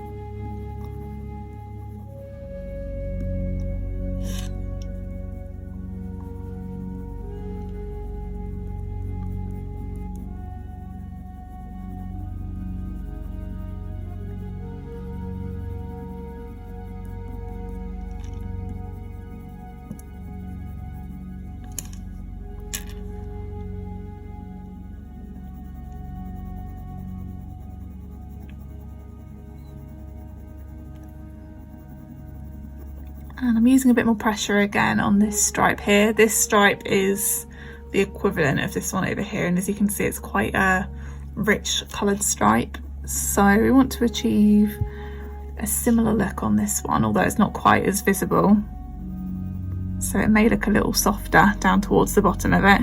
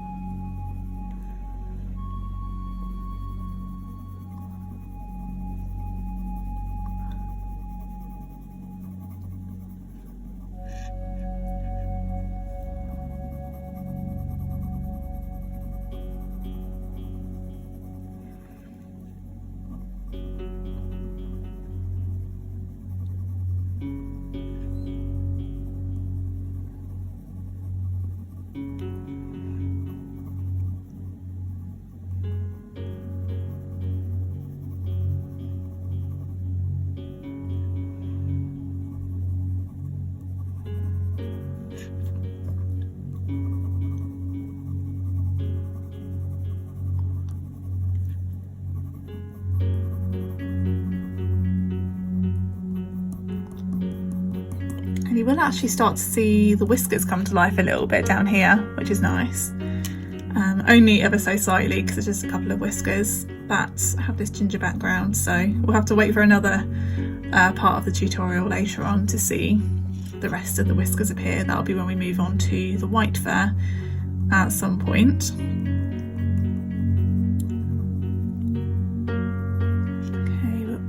almost done with this step, not quite.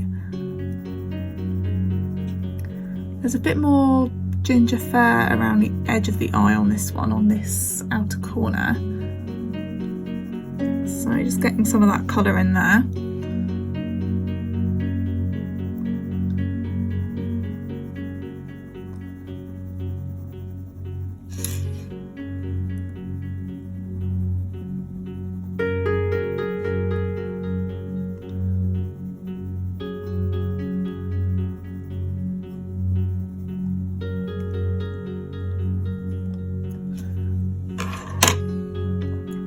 Next we used this one, Cinnamon, the slightly darker pink, and that would make sense, so we can start deepening those colours a little bit more.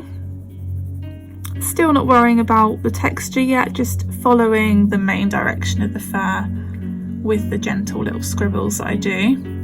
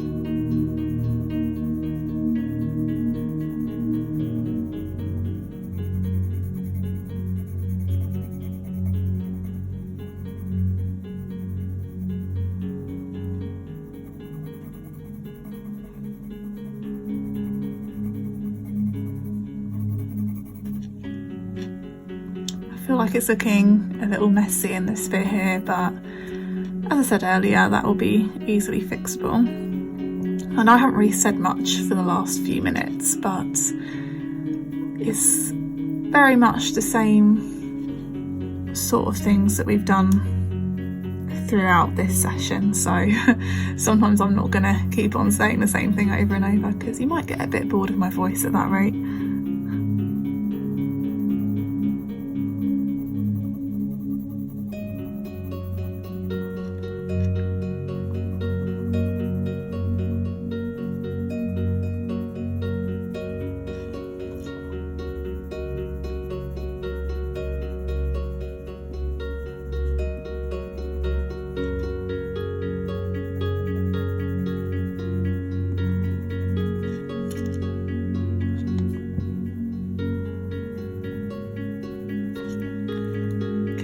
Do with that colour for now. Next we are going to move on to, I actually can't remember which of these two colours I used first last time. I think I'm going to go in with this one first. I think this one was first. I should really remember what order, but I know that may seem a bit unprofessional to an extent, but at the same time it just goes to show how drawing is like a personal process. It's not like a set ritual, if that makes sense, so it doesn't really matter too much. I'm going to go in with this one, the orangey colour. So I'm going to start to add some texture. Yeah, I think I did use this one first. I could be wrong. So I'm doing the individual pencil strokes to represent each individual hair, following the direction of the fur and applying a little bit more pressure in those parts where the colour is more rich and where it's darker. And sometimes I'm reversing that pencil stroke to get a nice transition between the light and the dark stripe, like so. I could do with sharpening this pencil actually, so I'll do that now.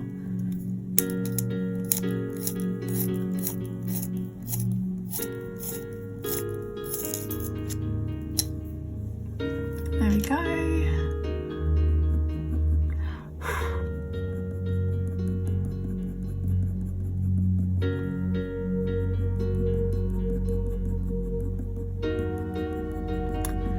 And as we move to any lighter areas, just decreasing that pressure, just little light strokes with the pencil.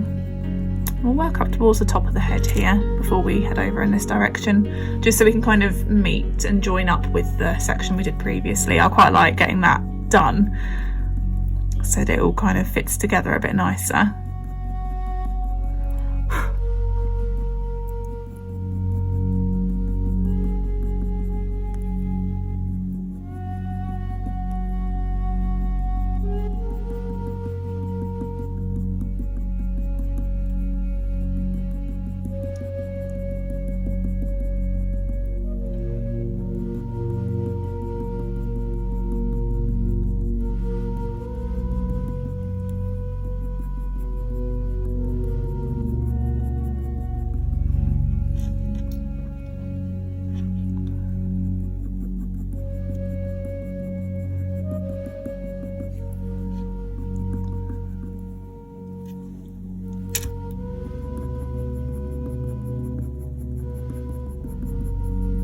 So I'm adding a little bit more pressure now because it's a bit darker on this section.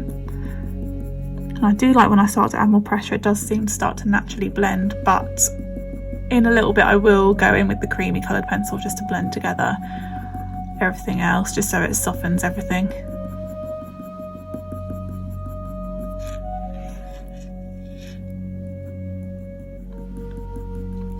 And I'm just going to add the smallest amount of this colour to the pale parts, very, very subtle, because there's barely any orange in there at all, but just enough just so there's a hint.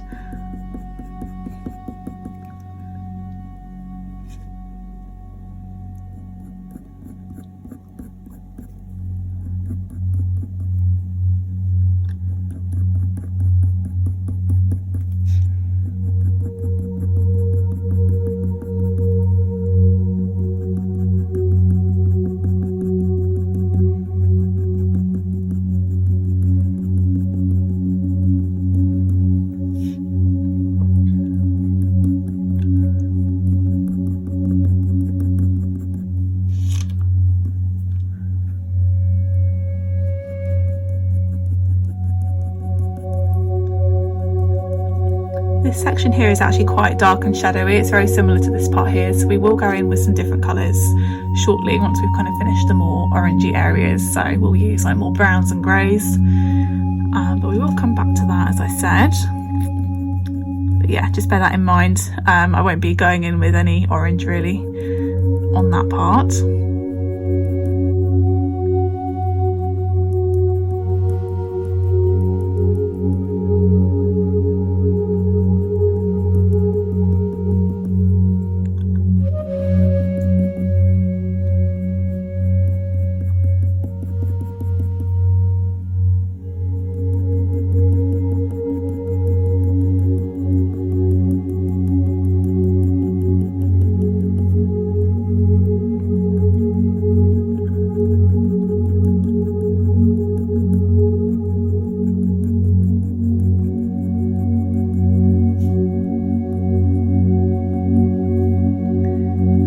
Reverse a little bit here. I'm going to go tip to root on this bit just to get that nice line in between the dark and the light section again like I did earlier.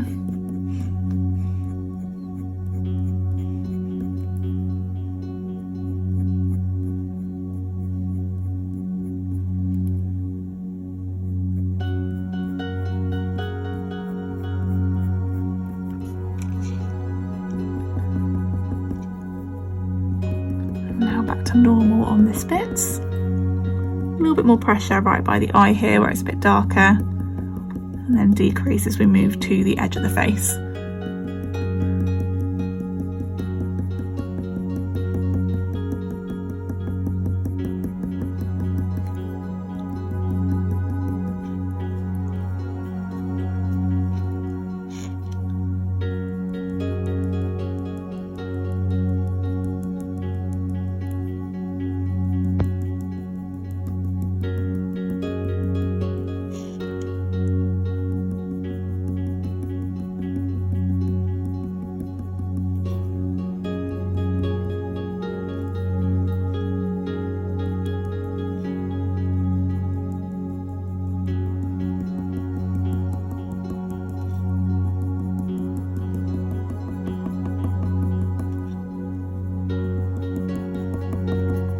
Sharpen my pencil again, just so I've got a bit more of a point.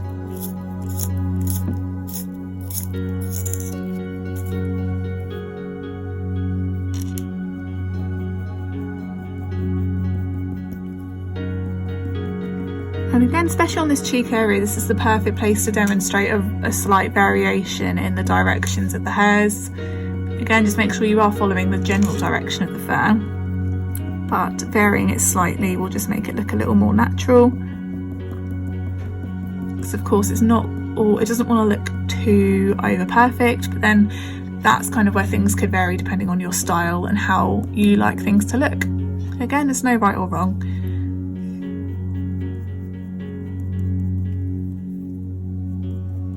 And I'm going tip to root here, as we've got white fur down this bit.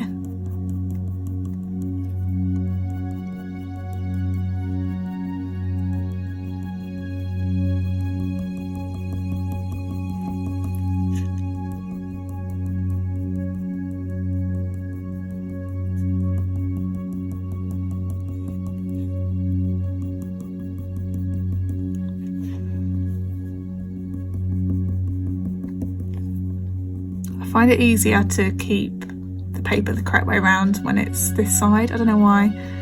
I suppose because when it was over here it was more you having to go in that direction. But here it is totally fine.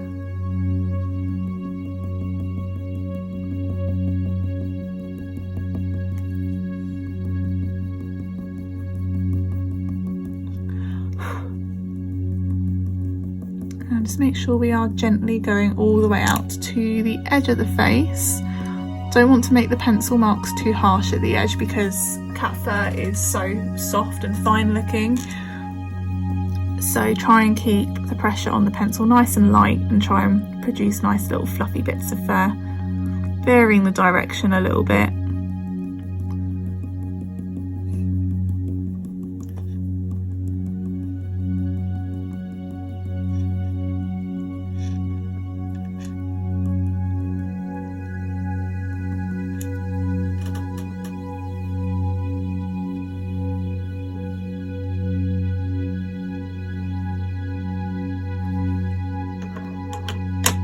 I've just noticed on this side that I just want to add a little bit of detail, so I'm just going to do that quickly. And don't be afraid to do that if you notice something from previously.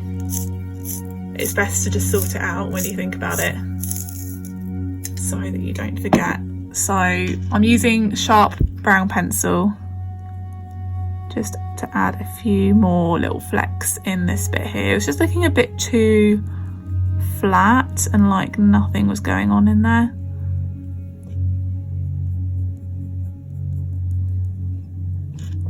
And I think this could be a bit darker.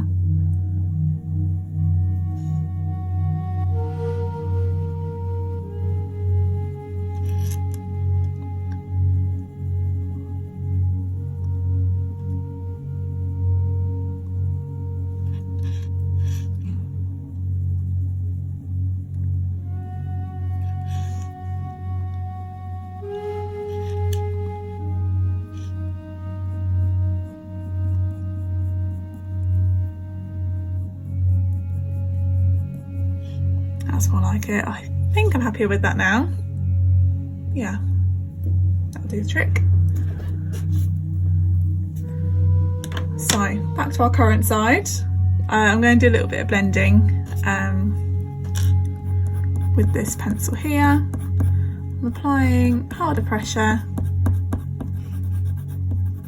but generally following the direction of the first still.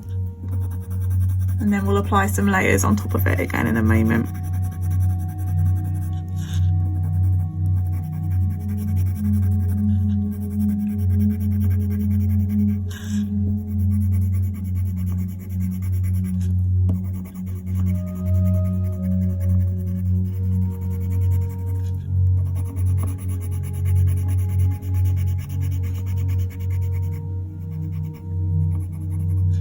Don't know what it is, it just seems to bring together what we've done so far a bit more nicely. And no, it doesn't look like it's anywhere near done yet, and it does fade the colour a little bit, but I don't really mind that because the orange is quite vibrant anyway, so it will just calm it down a little bit. So we're going to go in with the brown next, the Bistra colour. Just give it a little sharpen again.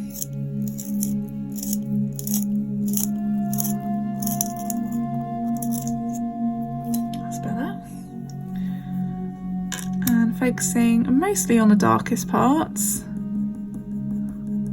increasing the shadow. And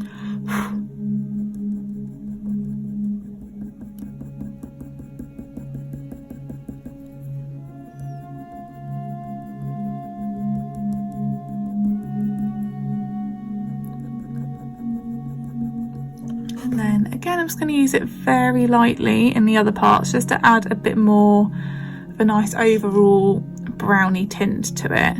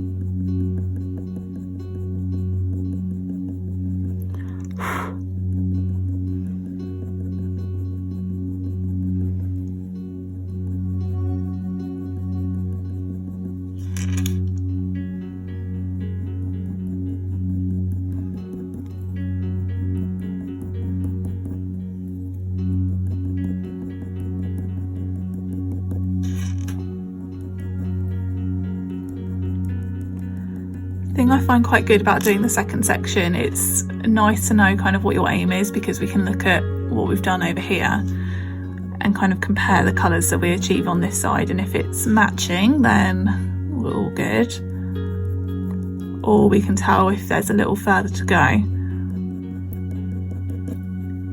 Definitely need a bit more of that reddy brown pencil at some point, but we are definitely getting there.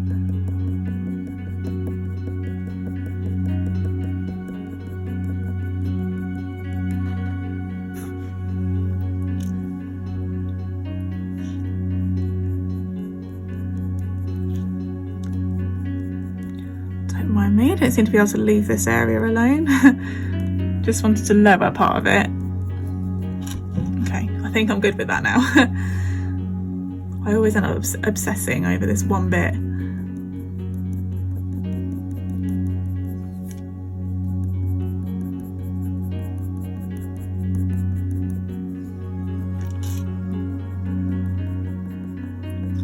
Just nice light pencil strokes towards the edge again, making that fur look nice and soft.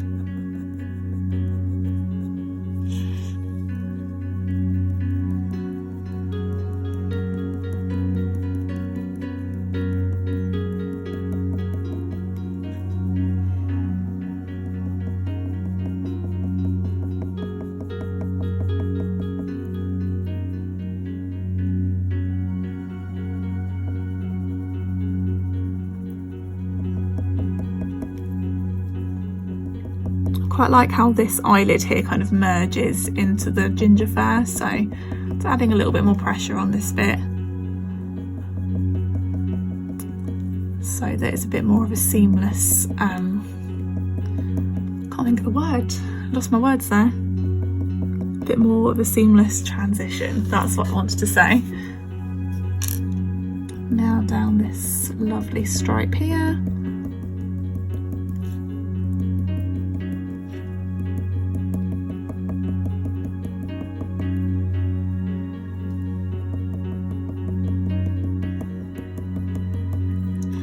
As you get further down this stripe, if you have a look, it's not as solid all the way down, so I'm leaving like bigger gaps between the pencil strokes as we get lower down, and also not pressing too hard either, just keeping it nice and soft.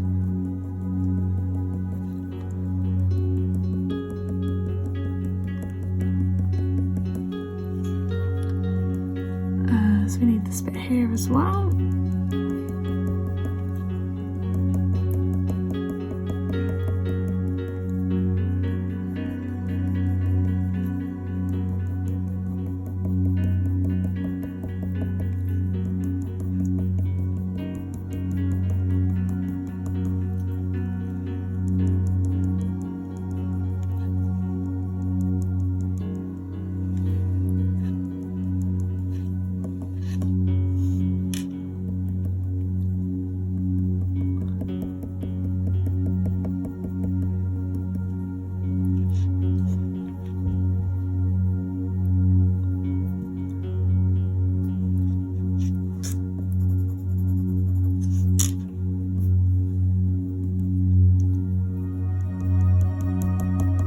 Nice and dark in this bit here, so adding some extra pressure on this part.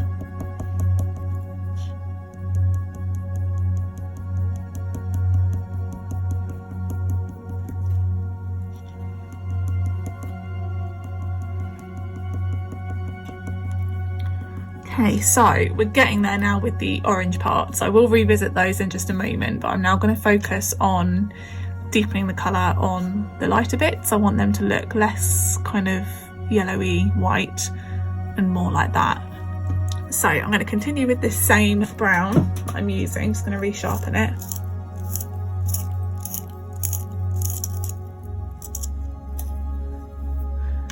And let's start in this little corner by the eye. Very, very gentle strokes. It's just about touching the paper. And individual fur strokes to keep the texture of the fur. And just following it around. A little bit more pressure on this section here where it's darker.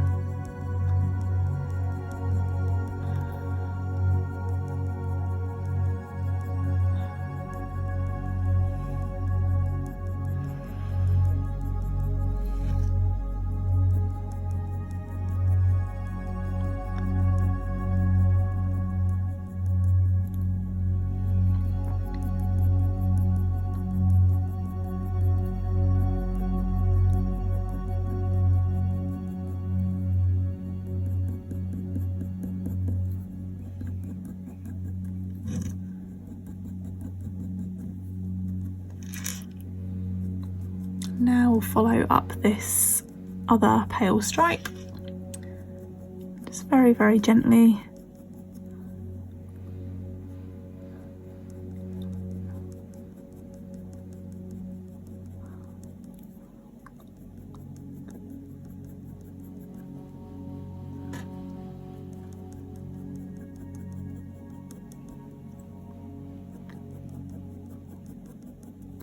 And it's good to allow the odd, slightly darker line here and there just to add a little bit of variation. Let's add a bit more on this side as well.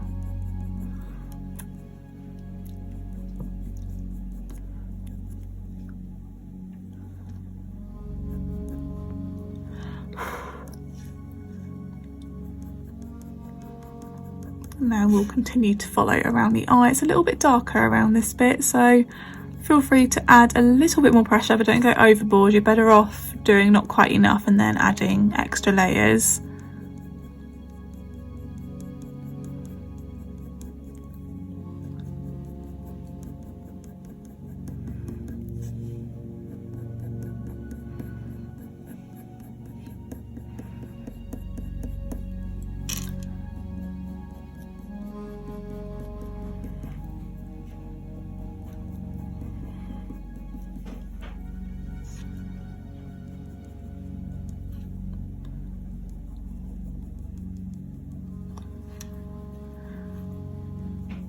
And now to complete underneath the eye as well. We haven't got that much to do under here, and it is very light around this corner, so we're not going to add too much, keep it very minimal.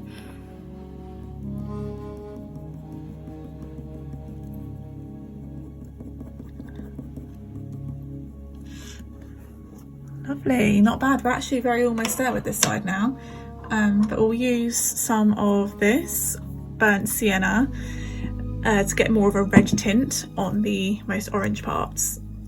So I'll just give that another sharpen, and then we'll continue with that. I think this side has been more straightforward. I think around this eye was a little bit more fiddly, but this one's not so bad. I'm actually going to use a little bit down here as well.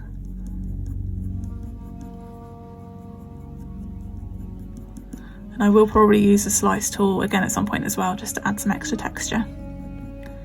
So I'm going in reverse here just to get that nice transition. And then back to the normal way up here.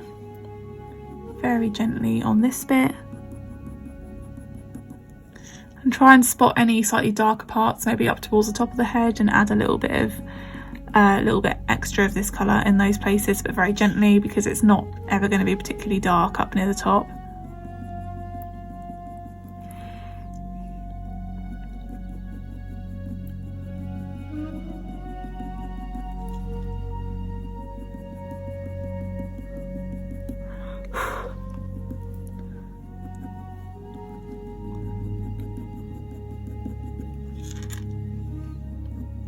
So I'm going tip to root down this bit to keep the nice shape of this pale stripe. Oh, that one went very aggressively. Let me just rub that bit out.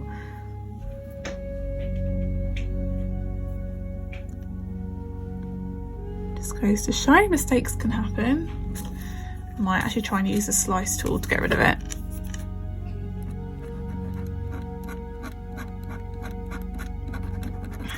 That's not really working either. Now let's try the monitor eraser.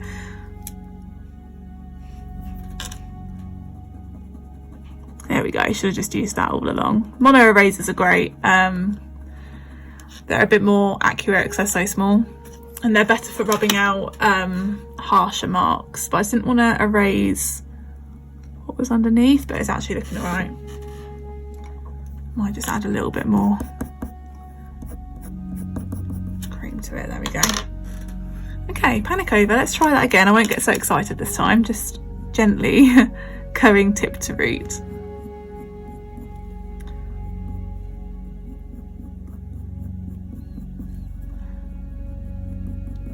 And once you've kind of got that nice line between light and dark, you can then go back to the normal way to get it nice on the other side of the stripe.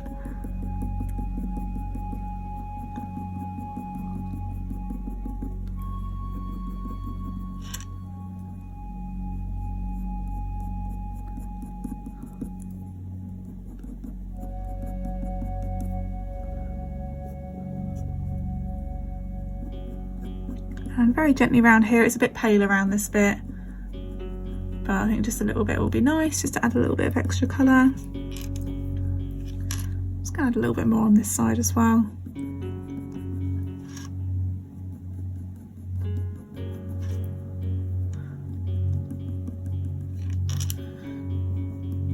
And gently down this stripe.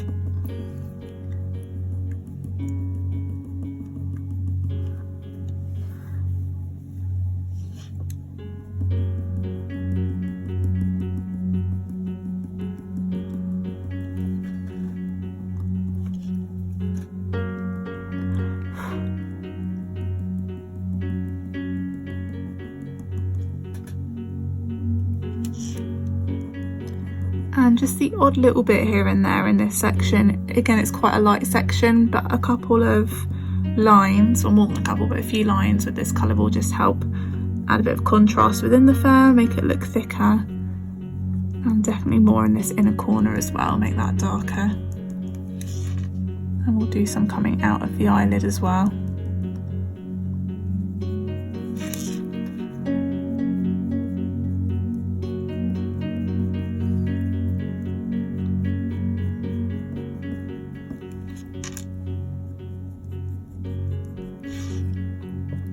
Just going to add a teeny tiny bit in this light stripe.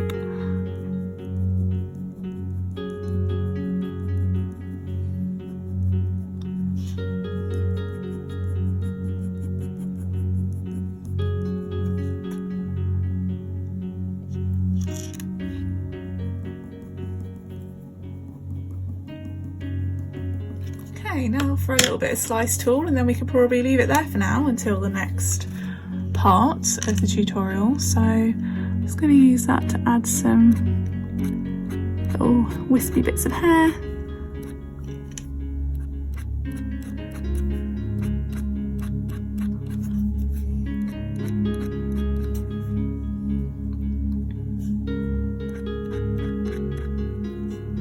Just going to rotate it so I can get a better angle over here. Just seeing where to do it.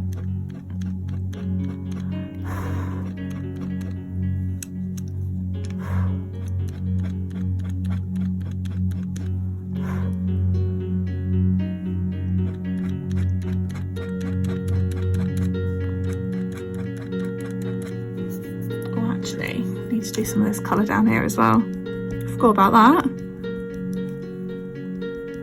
It's nice and rich down this part.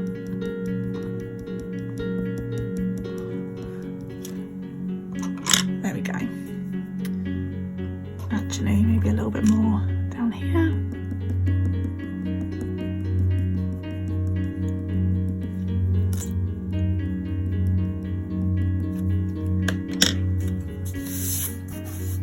Perfect, we'll leave that there for today.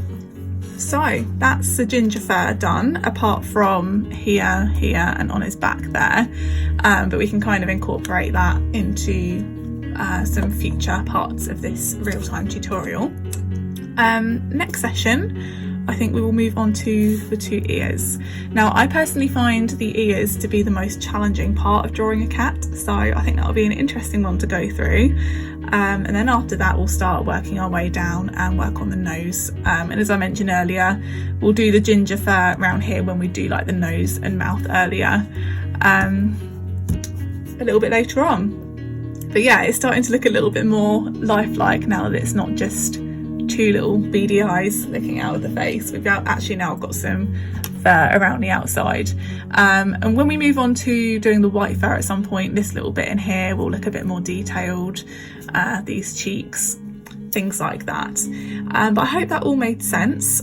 If you do have any questions, please do let me know in the comments, or feel free to message me on Instagram if you need any help. But I do hope you enjoyed it, and I look forward to seeing you in the next part, whenever that will be. Hopefully at some point next week I will release the next part of this tutorial.